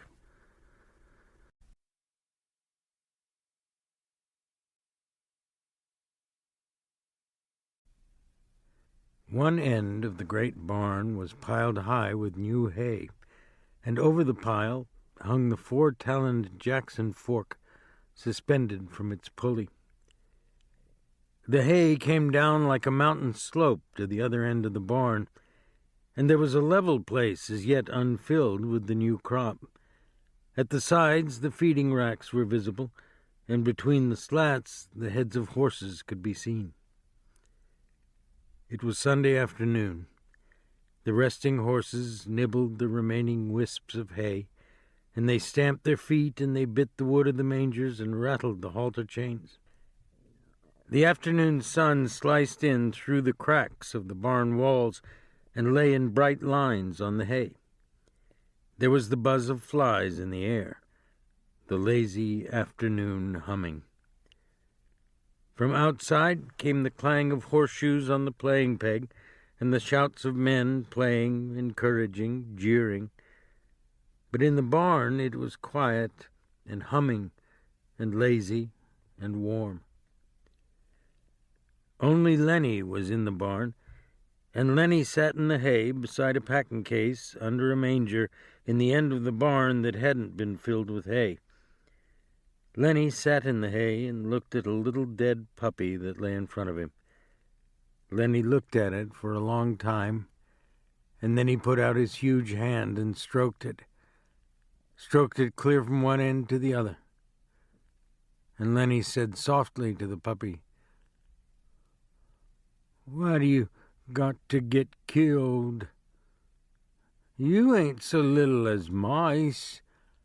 I didn't bounce you hard." He bent the pup's head up and looked in its face, and he said to it, "Now maybe George ain't gonna let me tend no rabbits if he finds out you got killed." He scooped a little hollow and laid the puppy in it and covered it over with hay, out of sight. But he continued to stare at the mound he'd made. He said, "This ain't no bad thing, like I gotta go hide in the brush. Oh, no, this ain't. I'll tell George. I found it dead." He unburied the puppy and inspected it, and he stroked it from ears to tail. He went on sorrowfully, "But he'll know. George always knows. He'll say you done it. Don't try to put nothing over on me. And he'll say, 'Now, just for that, you don't get to tend no rabbits.'" Suddenly his anger arose. "God damn you!" he cried. "Why do you gotta get killed? You ain't so little as mice." He picked up the pup and hurled it from him. He turned his back on it. He sat bent over his knees and he whispered, "Now I won't get to tend the rabbits. Now he won't let me." He rocked himself back and forth in his sorrow. From outside came the clang of horseshoes on the iron stake, and then a little chorus of cries. Lenny got up and brought the puppy back and laid it on the hay and sat down. He stroked the pup again. "You wasn't big enough," he said. "They told me and told me you wasn't. I didn't know you'd get killed so easy." He worked his fingers on the pup's limp ear. "Maybe George won't care," he said. "This here goddamn little son of a bitch wasn't nothing to George." Curly's wife came around the end of the last stall. She came very quietly so that Lenny didn't see her. She wore her bright cotton dress and the mules with the red ostrich feathers. Her face was made up, and the little sausage curls were all in place. She was quite near to him before Lenny looked up and saw her. In a panic, he shoveled hay over the puppy with his fingers. He looked sullenly up at her. She said, "What you got there, sonny boy?" Lenny glared at her. George says I ain't to have nothing to do with you. Talk to you or nothing. She laughed. George giving you orders about everything? Lenny looked down at the hay. Says I can't tend no rabbits if I talk to you or anything. She said quietly, He's scared Curly'll get mad. Well, Curly got his arm in a sling, and if Curly gets tough, you can break his other hand. You didn't put nothing over on me about getting it caught and no machine. But Lenny wasn't to be drawn. No, sir, I ain't gonna talk to you or nothing. She knelt in the hay beside him. Listen, she said, all the guys got a horseshoe tenement going on. It's only about 4 o'clock. None of them guys is going to leave that tenement. Why can't I talk to you? I never get to talk to nobody. I get awful lonely. Lenny said, Well, I ain't supposed to talk to you or nothing. I get lonely, she said. You can talk to people, but I can't talk to nobody but Curly, else he gets mad. How'd you like not to talk to anybody? Then he said, Well, I ain't supposed to. George is scared I'll get in trouble. She changed the subject. What you got covered up there? Then all of Lenny's woe came back on him. Just my pup, he said sadly. Just my little pup. And he swept the hay from on top of it. Why, he's dead, she cried. He was so little, said Lenny. I was just playing with him, and he made like he's gonna bite me, and I made like I was gonna smack him, and I done it. And then he was dead. She consoled him. Don't you worry none. He was just a mutt. You can get another one easy. The whole country's full of mutts. Oh, it ain't that so much, Lenny explained miserably. George ain't gonna let me tend no rabbits now. Why don't he? Well, he said if I done any more bad things, he ain't gonna let me tend the rabbits. She moved closer to him, and she spoke soothingly. Don't you worry about talking to me. Listen to the guys yell out there. They got $4 bet in that tenement. None of 'em ain't gonna leave till it's over. If George sees me talking to you, he'll give me hell, Lenny said cautiously. He told me so. Her face grew angry. What's the matter with me? She cried. Ain't I got a right to talk to nobody? What do they think I am anyways? You're a nice guy. I don't know why I can't talk to you. I ain't doing no harm to you. Well, George says you'll get us in a mess. Oh, nuts, she said. What kind of harm am I doing to you? Seems like they ain't none of 'em cares how I gotta live. Tell you, I ain't used to living like this. I could have made something of myself. She said darkly, Maybe I will yet. And then her words tumbled out in a passion of communication, as though she hurried before her listener could be taken away. I lived right in Salinas, she said. Come there when I was a kid. Well, a show come through, and I met one of the actors, and he said I could go with that show, but my old lady wouldn't let me. She says because I was only 15, but the guy says I coulda. If I'd went, I wouldn't be living like this, you bet. Lenny stroked the pup back and forth. We gonna have a little place. And rabbits, he explained. She went on with her story quickly, before she should be interrupted. Another time I met a guy, and he was in pictures. Went out to the Riverside Dance Palace with him. He says he was going to put me in the movies. Says I was a natural. As soon as he got back to Hollywood, he was going to write to me about it. She looked closely at Lenny to see whether she was impressing him. I never got that letter, she said. I always thought my old lady stole it.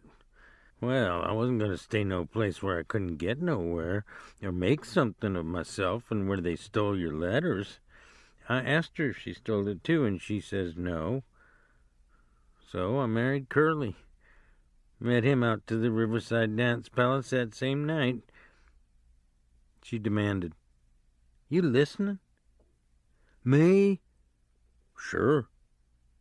Well, I ain't told this to nobody before. Maybe I oughtn't to. I don't like Curly. He ain't a nice fella. And because she'd confided in him, she moved closer to Lenny and sat beside him. Could have been in the movies and had nice clothes. All them nice clothes like they wear. And I could have sat in them big hotels and had pictures took of me.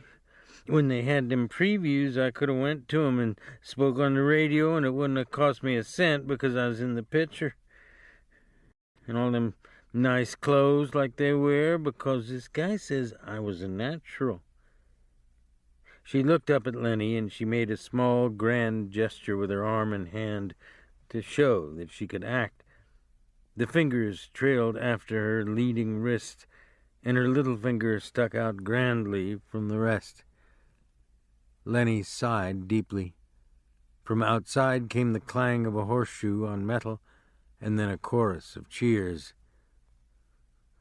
Somebody made a ringer, said Curly's wife. Now the light was lifting as the sun went down, and the sun streaks climbed up the wall and fell over the feeding racks and over the heads of the horses. Lenny said, Maybe if I took this pup out and throwed him away, George wouldn't never know. And then I could tend the rabbits without no trouble. Curly's wife said angrily, Don't you think of nothing but rabbits? We gonna have a little place, Lenny explained patiently. We gonna have a house and a garden and a place for alfalfa, and that alfalfa is for the rabbits, and I take a sack and get it all full of alfalfa, and then I take it to the rabbits. She asked, What makes you so nuts about rabbits?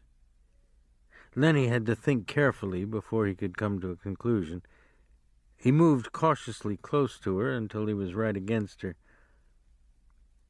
I like to pet nice things. Once at a fair, I seen some of them long-hair rabbits, and they was nice, you bet. Sometimes I've even pet mice, but not when I could get nothing better. Curly's wife moved away from him a little. I think you're nuts, she said. No, I ain't, Lenny explained earnestly. George says I ain't. I like to pet nice things with my fingers. Soft things. She was a little bit reassured. Well, who don't? She said, Everybody likes that. I like to feel silk and velvet. Do you like to feel velvet? Lenny chuckled with pleasure. You bet, by God. he cried happily. "And I had some, too. A lady give me some, and that lady was my own Aunt Clara. She give it right to me, about this big a piece. I wish I had that velvet right now." A frown came over his face. "I lost it," he said. "I ain't seen it for a long time." Curly's wife laughed at him. "You're nuts," she said. "But you're a kind of nice fella, just like a big baby. But a person can see kind of what you mean. When I'm doing my hair, sometimes I just sit and stroke it 'cause it's so soft." To show how she did it, she ran her fingers over the top of her head. "Some people got kind of coarse hair," she said complacently. "Take Curly. His hair is just like wire, but mine is soft and fine. Of course, I brush it a lot. That makes it fine. Here, feel right here." She took Lenny's hand and put it on her head. "Feel right around there, and see how soft it is." Lenny's big fingers fell to stroking her hair. "Don't you muss it up," she said. Lenny said, "Oh, that's nice." And he stroked harder. "Oh, that's nice. Look out now. You'll muss it." And then she cried angrily, "You stop it now. You'll mess it all up." She jerked her head sideways, and Lenny's fingers closed on her hair and hung on. "Let go!" she cried. "You let go!" Lenny was in a panic. His face was contorted. She screamed then, and Lenny's other hand closed over her mouth and nose. "Please don't," he begged. "Oh, please don't do that. George'll be mad." She struggled violently under his hands. Her feet battered on the hay, and she writhed to be free, and from under Lenny's hand came a muffled screaming. Lenny began to cry with fright.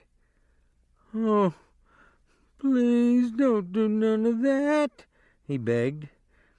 "George gonna say I done a bad thing. He ain't gonna let me tin no rabbits." He moved his hand a little, and her hoarse cry came out. Then Lenny grew angry. "Now don't," he said. "I don't want you to yell. You're gonna get me in trouble just like George says you will. Now don't you do that." And she continued to struggle, and her eyes were wild with terror. He shook her then, and he was angry with her. "Don't you go yellin'," he said, and he shook her, and her body flopped like a fish. And then she was still, for Lenny had broken her neck. He looked down at her, and carefully he removed his hand from over her mouth, and she lay still. "I don't want to hurt you," he said, "but George'll be mad if you yell." When she didn't answer nor move, he bent closely over her. He lifted her arm and let it drop. For a moment he seemed bewildered, and then he whispered in fright, "I done a bad thing. I done another bad thing." He pawed up the hay until it partly covered her. From outside the barn came a cry of men and the double clang of horseshoes on metal.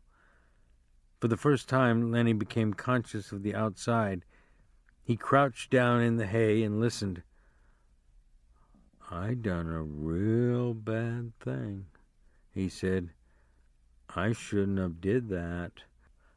George will be mad. And he said, and hide in the brush till he come. He's gonna be mad. In the brush till he come.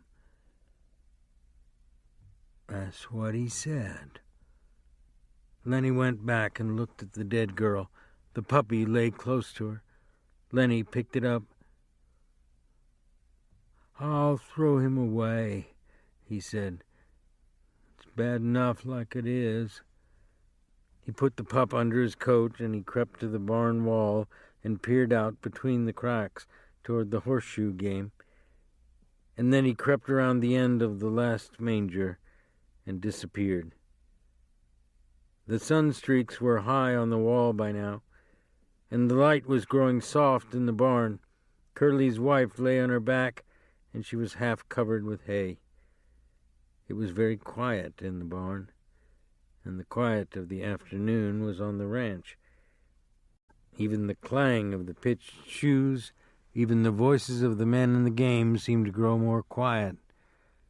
The air in the barn was dusky in advance of the outside day. A pigeon flew in through the open hay door and circled and flew out again. Around the last stall came a shepherd bitch, lean and long with heavy hanging dugs. Halfway to the packing box where the puppies were, she caught the dead scent of Curly's wife, and the hair rose along her spine. She whimpered and cringed to the packing box and jumped in among the puppies. Curly's wife lay with a half-covering of yellow hay, and the meanness and the plannings and the discontent and the ache for attention were all gone from her face. She was very pretty and simple, and her face was sweet and young. Now her rouged cheeks and her reddened lips made her seem alive and sleeping very lightly. The curls, tiny little sausages, were spread on the hay behind her head, and her lips were parted. As happens sometimes, a moment settled and hovered and remained for much more than a moment, and sound stopped, and movement stopped for much, much more than a moment. Then, gradually, time awakened again and moved sluggishly on. The horses stamped on the other side of the feeding racks, and the halter chains clinked. Outside, the men's voices became louder and clearer. From around the end of the last stall, old Candy's voice came. "Lenny," he called. "Oh, Lenny, you in here? I been figuring some more. Tell you what we can do, Lenny." Old Candy appeared around the end of the last stall. "Oh, Lenny," he called again, and then he stopped, and his body stiffened. He rubbed his smooth wrist on his white stubble whiskers. "Well, I didn't know you was here," he said to Curly's wife. When she didn't answer, he stepped nearer. "You oughtn't to sleep out here," he said disapprovingly, and then he was beside her, and oh, Jesus Christ. He looked about helplessly, and he rubbed his beard. Then he jumped up and went quickly out of the barn. But the barn was alive now. The horses stamped and snorted, and they chewed the straw of their bedding, and they clashed the chains of their halters. In a moment, Candy came back, and George was with him. George said, "What was it you wanted to see me about?" Candy pointed at Curly's wife. George stared. "What's the matter with her?" he asked. He stepped closer, and then he echoed Candy's words. "Oh, Jesus Christ." He was down on his knees beside her. He put his hand over her heart, and finally, when he stood up slowly and stiffly, his face was as hard and tight as wood, and his eyes were hard. Candy said, "What done it?" George looked coldly at him. "Ain't you got any idea?" he asked, and Candy was silent. I should have knew, George said hopelessly. I guess maybe way back in my head I did. Candy asked, "What we gonna do now, George? What we gonna do now?" George was a long time in answering. "Guess we gotta tell the guys. I guess we gotta get him and lock him up. We can't let him get away, or the poor bastard'd starve." And he tried to reassure himself. Maybe they'll lock him up and be nice to him. But Candy said excitedly, "We ought to let him get away. You don't know that Curly. Curly's gonna want to get him lynched. Curly will get him killed."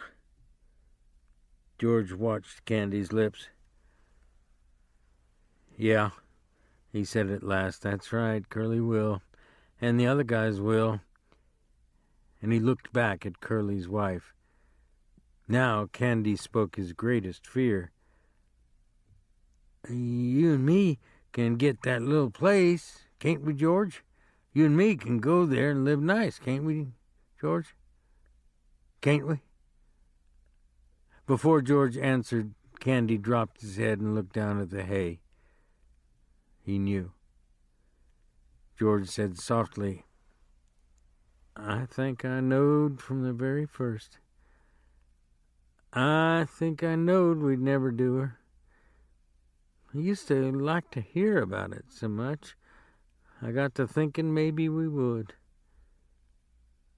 "Then it's all off?" Candy asked sulkily. George didn't answer his question. George said,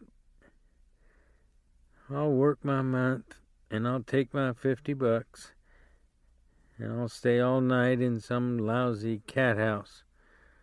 Or I'll sit in some pool room till everybody goes home. And then I'll come back and work another month, and I'll have $50 more." Candy said,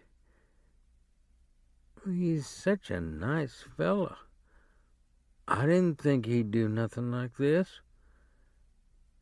George still stared at Curly's wife. "Then he'd never done it in meanness," he said. "All the time he done bad things, but he never done one of 'em mean." He straightened up and looked back at Candy. "Now listen, we gonna tell the guys. They gotta bring him in, I guess. There ain't no way out. Maybe they won't hurt him." He said sharply, "I ain't gonna let 'em hurt Lenny. Now you listen. The guys might think I was in on it. I'm gonna go into the bunkhouse. Then in a minute you come out and tell the guys about her, and I'll come along and make like I never seen her. Will you do that? So the guys won't think I was in on it?" Candy said, "Sure, George. Sure, I'll do that." "Okay. Give me a couple minutes then, and you come running out and tell like you just found her. I'm going now." George turned and went quickly out of the barn. Old Candy watched him go. He looked helplessly back at Curly's wife, and gradually his sorrow and his anger grew into words. "You goddamn tramp," he said viciously. "You done it, didn't you? I suppose you're glad. Everybody knowed you'd mess things up. You wasn't no good. You ain't no good now, you lousy tart." He sniveled and his voice shook. "I could have hoed in the garden and washed dishes for them guys." He paused and then went on in a sing-song, and he repeated the old words. "If they was a circus or a baseball game, we would have went to her and just said to hell with work and went to her. Never asked nobody's say-so. And they'd have been a pig and chickens, and in the winter the little fat stove and the rain coming, and us just sitting there. His eyes blinded with tears, and he turned and went weakly out of the barn, and he rubbed his bristly whiskers with his wrist stump. Outside, the noise of the game stopped.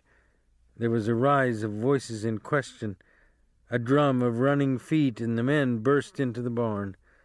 Slim and Carlson and young Whit and Curly, and Crooks keeping back out of attention range. Candy came after them, and last of all came George. George had put on his blue denim coat and buttoned it, and his black hat was pulled down low over his eyes. The men raced around the last stall. Their eyes found Curly's wife in the gloom. They stopped and stood still and looked. Then Slim went quietly over to her, and he felt her wrist. One lean finger touched her cheek, and then his hand went under her slightly twisted neck, and his fingers explored her neck. When he stood up, the men crowded near, and the spell was broken. Curly came suddenly to life. "I know who done it," he cried. "That big son of a bitch done it. I know he done it. Why, everybody else was out there playing horseshoes." He worked himself into a fury. "I'm going to get him. I'm going for my shotgun. I'll kill the big son of a bitch myself. I'll shoot him in the guts. Come on, you guys." He ran furiously out of the barn. Carlson said, "I'll get my Luger," and he ran out too. Slim turned quietly to George. "I guess Lenny done it all right," he said.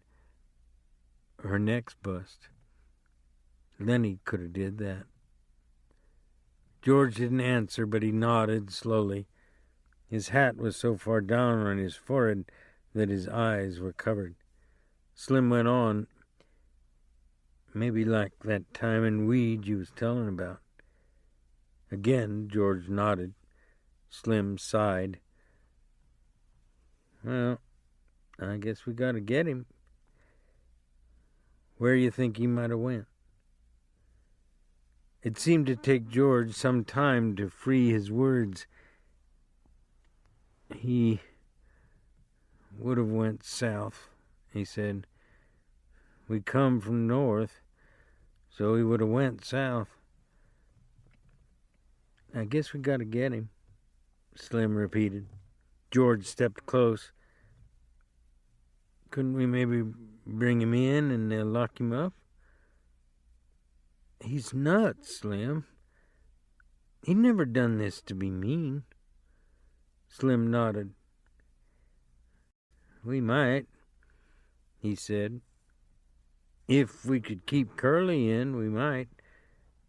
But Curly's going to want to shoot him. Curly's still mad about his hand. And suppose they lock him up and strap him down and put him in a cage. That ain't no good, George." "I know," said George. "I know." Carlson came running in. "The bastard stole my Luger," he shouted. "It ain't in my bag." Curly followed him, and Curly carried a shotgun in his good hand. Curly was cold now. "All right, you guys," he said. "A shotgun. You take it, Carlson. When you see him, don't give him no chance. Shoot for his guts. That'll double him over." Whit said excitedly, "Well, I ain't got a gun."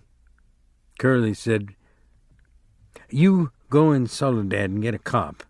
Get Al Wiltz. He's deputy sheriff. Let's go now." He turned suspiciously on George. "You're coming with us, fella." "Yeah," said George, "I'll come. But listen, Curly, the poor bastard's nuts. Don't shoot him. He didn't know what he was doing." "Don't shoot him?" Curly cried. "He got Carlson's Luger. Of course we'll shoot him." George said weakly, "Maybe Carlson lost his gun. I seen it this morning." said Carlson. "No, it's been took." Slim stood looking down at Curly's wife. He said, "Curly, maybe you better stay here with your wife." Curly's face reddened. "I'm going," he said. "I'm going to shoot the guts out of that big bastard myself. Even if I only got one hand, I'm going to get him." Slim turned to Candy. "You stay here with him then, Candy. The rest of us better get going." They moved away. George stopped a moment beside Candy, and they both looked down at the dead girl until Curly called, "You, George, you stick with us so we don't think you had nothing to do with this." George moved slowly after them, and his feet dragged heavily. When they were gone, Candy squatted down in the hay and watched the face of Curly's wife. "Poor bastard," he said softly. The sound of the men grew fainter. The barn was darkening gradually, and in their stalls the horses shifted their feet and rattled the halter chains. Old Candy lay down in the hay and covered his eyes with his arm.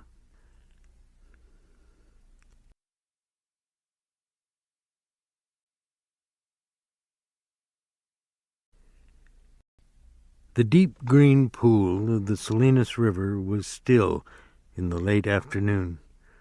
Already the sun had left the valley to go climbing up the slopes of the Gabilan Mountains, and the hilltops were rosy in the sun. But by the pool, among the mottled sycamores, a pleasant shade had fallen. A water snake glided smoothly up the pool, twisting its periscope head from side to side, and it swam the length of the pool and came to the legs of a motionless heron that stood in the shallows. A silent head and beak lanced down and plucked it out by the head, and the beak swallowed the little snake while its tail waved frantically. A far rush of wind sounded, and a gust drove through the tops of the trees like a wave. The sycamore leaves turned up their silver sides. The brown, dry leaves on the ground scudded a few feet, and row on row of tiny wind waves flowed up the pool's green surface. As quickly as it had come, the wind died, and the clearing was quiet again. The heron stood in the shallows, motionless and waiting. Another little water snake swam up the pool, turning its periscope head from side to side. Suddenly Lenny appeared out of the brush, and he came as silently as a creeping bear moves. The heron pounded the air with its wings, jacked itself clear of the water, and flew off downriver.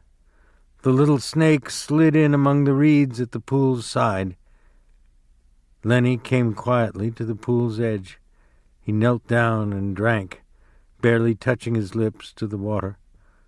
When a little bird skittered over the dry leaves behind him, his head jerked up and he strained toward the sound with eyes and ears until he saw the bird, and then he dropped his head and drank again.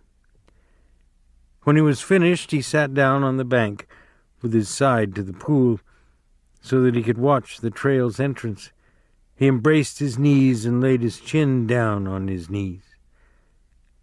The light climbed on out of the valley, and as it went, the tops of the mountains seemed to blaze with increasing brightness. Lenny said softly, "I didn't forget, you bet. God damn. Hide in the brush and wait for George."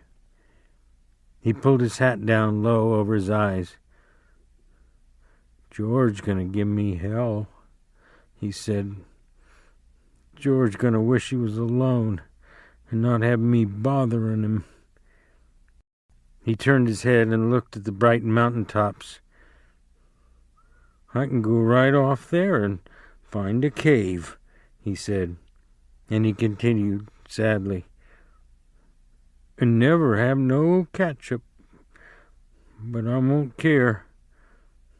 If George don't want me, I'll go away.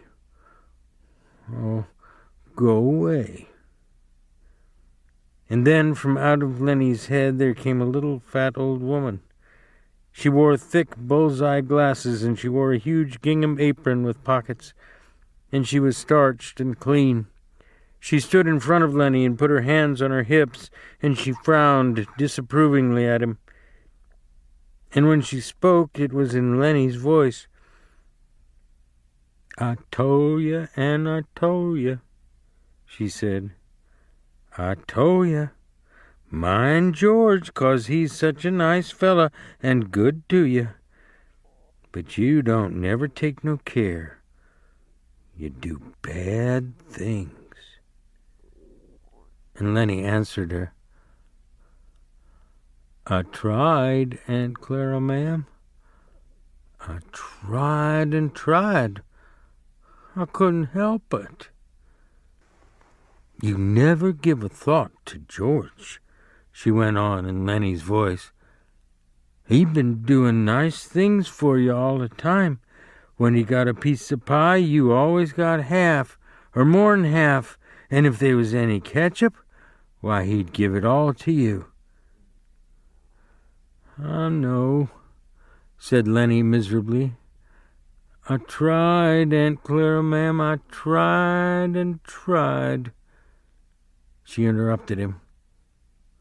"All the time he could have had such a good time if it wasn't for you. He would have took his pay and raised hell in a whorehouse, and he could have sat in a pool room and played snooker. But he got to take care of you." Lenny moaned with grief. "I know, Aunt Clara, ma'am. I'll go right off in the hills, and I'll find a cave, and I'll live there so I won't be no more trouble to George." "You just say that," she said sharply. "You're always saying that, and you know, son of a bitching well, you ain't never gonna do it. You'll just stick around and stew the bejesus out of George all the time." Then he said, I might just as well go away. George ain't going to let me tend no rabbits now." Aunt Clara was gone, and from out of Lenny's head there came a gigantic rabbit. It sat on its haunches in front of him, and it waggled its ears and crinkled its nose at him. And it spoke in Lenny's voice, too. "Tend rabbits," it said scornfully. "You crazy bastard. You ain't fit to lick the boots of no rabbit. You'd forget 'em and let 'em go hungry, that's what you'd do. And then what would George think?" "I would not forget," Lenny said loudly. "The hell you wouldn't," said the rabbit. "You ain't worth a greased jack pin to ram you into hell. Christ knows George done everything he could to jack you out of the sewer, but it don't do no good. If you think George's gonna let you tend rabbits, you're even crazier than usual. He ain't. He's gonna beat hell out of you with a stick. That's what he's gonna do." Now Lenny retorted belligerently, "He ain't neither. George wouldn't do nothing like that. I know George since I forget when, and he ain't never raised his hand to me with a stick. He's nice to me. He ain't gonna be mean." "Well, he's sick of you," said the rabbit. "He's gonna beat the hell out of you and then go away and leave you." "He won't," Lenny cried frantically. "He won't do nothing like that. I know George. Me and him travels together." But the rabbit repeated softly over and over, "He gonna leave you, you crazy bastard. He gonna leave you all alone. He gonna leave you, crazy bastard." Lenny put his hands over his ears. "He ain't, I tell you. He ain't." And he cried, "Oh, George, George, George." George came quietly out of the brush, and the rabbit scuttled back into Lenny's brain. George said quietly, "What the hell you yelling about?" Lenny got up on his knees. "You ain't gonna leave me, are you, George? I know you ain't."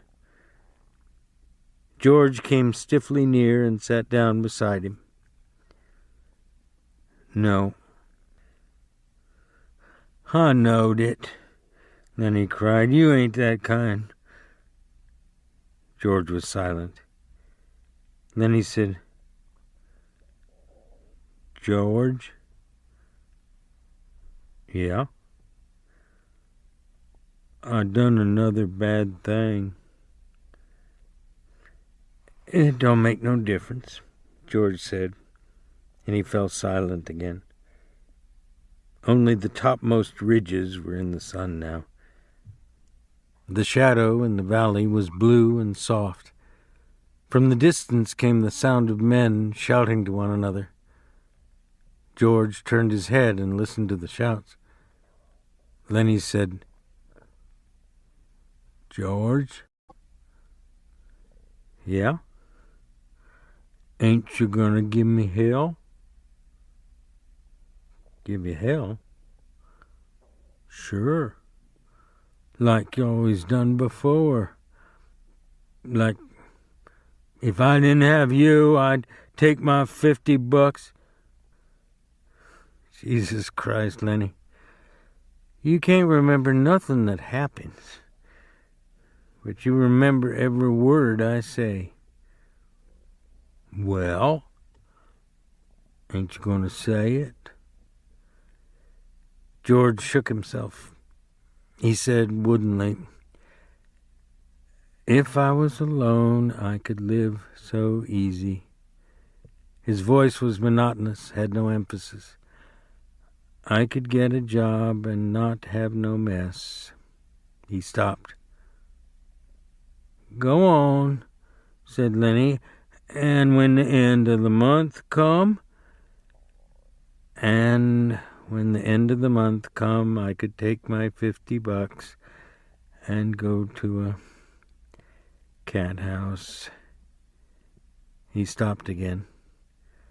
Lenny looked eagerly at him. "Go on, George. Ain't you gonna give me no more hell?" "No," said George. "Well, I can go away," said Lenny. "I'll go right off in the hills and find a cave if you don't want me." George shook himself again. "No," he said, "I want you to stay with me here." Lenny said craftily, "Tell me like you done before." "Tell you what?" "About the other guys and about us." George said, "Guys like us got no family. They make a little stake and then they blow it in. They ain't got nobody in the world that gives a hoot in hell about 'em." "But not us," Lenny cried happily. "Tell about us now." George was quiet for a moment. "But not us," he said. Because I got you, and I got you.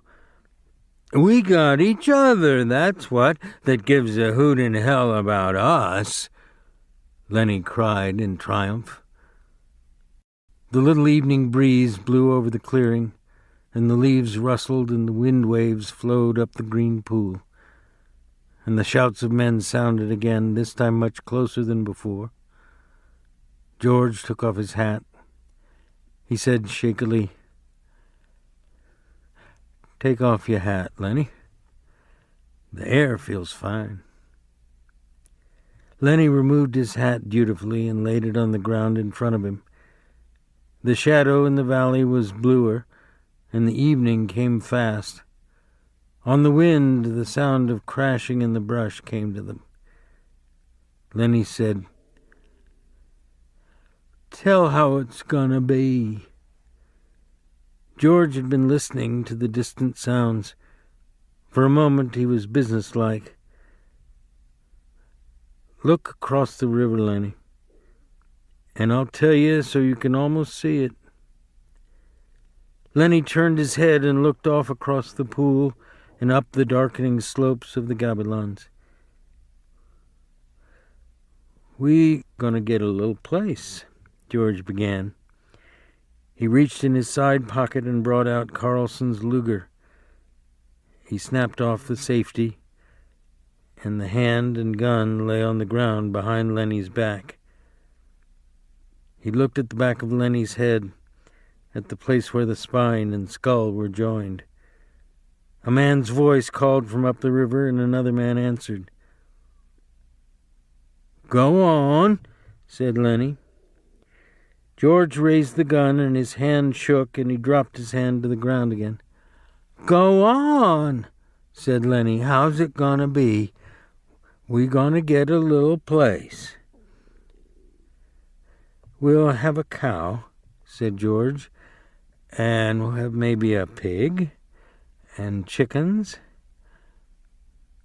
And down the flat, we'll have a little piece alfalfa." "For the rabbits," Lenny shouted. "For the rabbits," George repeated. "And I get to tend the rabbits." "And you get to tend the rabbits." Lenny giggled with happiness. "And live on the fat of the land." "Yes." Lenny turned his head. "No, Lenny. Look down there across the river, like you can almost see the place." Lenny obeyed him. George looked down at the gun. There were crashing footsteps in the brush now. George turned and looked toward them. "Go on, George. When we gonna do it?" "Gonna do it soon. Me and you. You and me. Everybody gonna be nice to you. Ain't gonna be no more trouble. Nobody gonna hurt nobody, nor steal from 'em." Lenny said, "I thought you was mad at me, George." "No," said George. "No, Lenny, I ain't mad. I never been mad, and I ain't now. That's a thing I want you to know." The voices came close now. George raised the gun and listened to the voices. Lenny begged, "Let's do it now. Let's get that place now." "Sure. Right now. I gotta. We gotta." And George raised the gun and steadied it, and he brought the muzzle of it close to the back of Lenny's head. The hand shook violently, but his face set and his hand steadied. He pulled the trigger. The crash of the shot rolled up the hills and rolled down again. Lenny jarred and then settled slowly forward into the sand, and he lay without quivering. George shivered and looked at the gun, and then he threw it from him back up on the bank near the pile of old ashes. The brush seemed filled with cries and with the sound of running feet. Slim's voice shouted, "George? Where you at, George?" But George sat stiffly on the bank and looked at his right hand that had thrown the gun away. The group burst into the clearing, and Curly was ahead.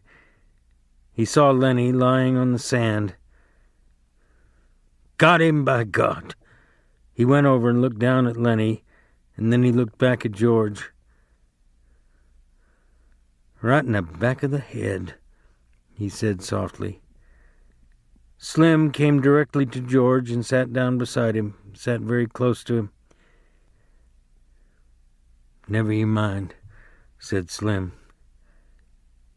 A guy got to sometimes. But Carlson was standing over George. How'd you do it? He asked.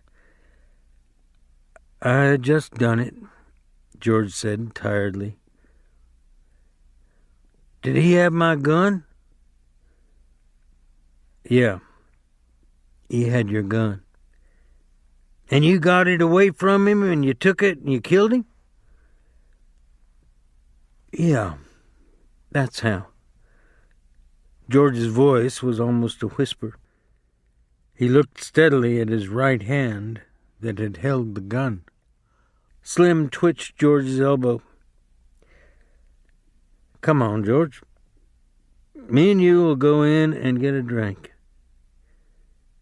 George let himself be helped to his feet. Yeah, a drink. Slim said, You had her, George. I swear you had her. Come on with me. He led George into the entrance of the trail and up toward the highway. Curly and Carlson looked after them. And Carlson said, Now what the hell you suppose is eating them two guys?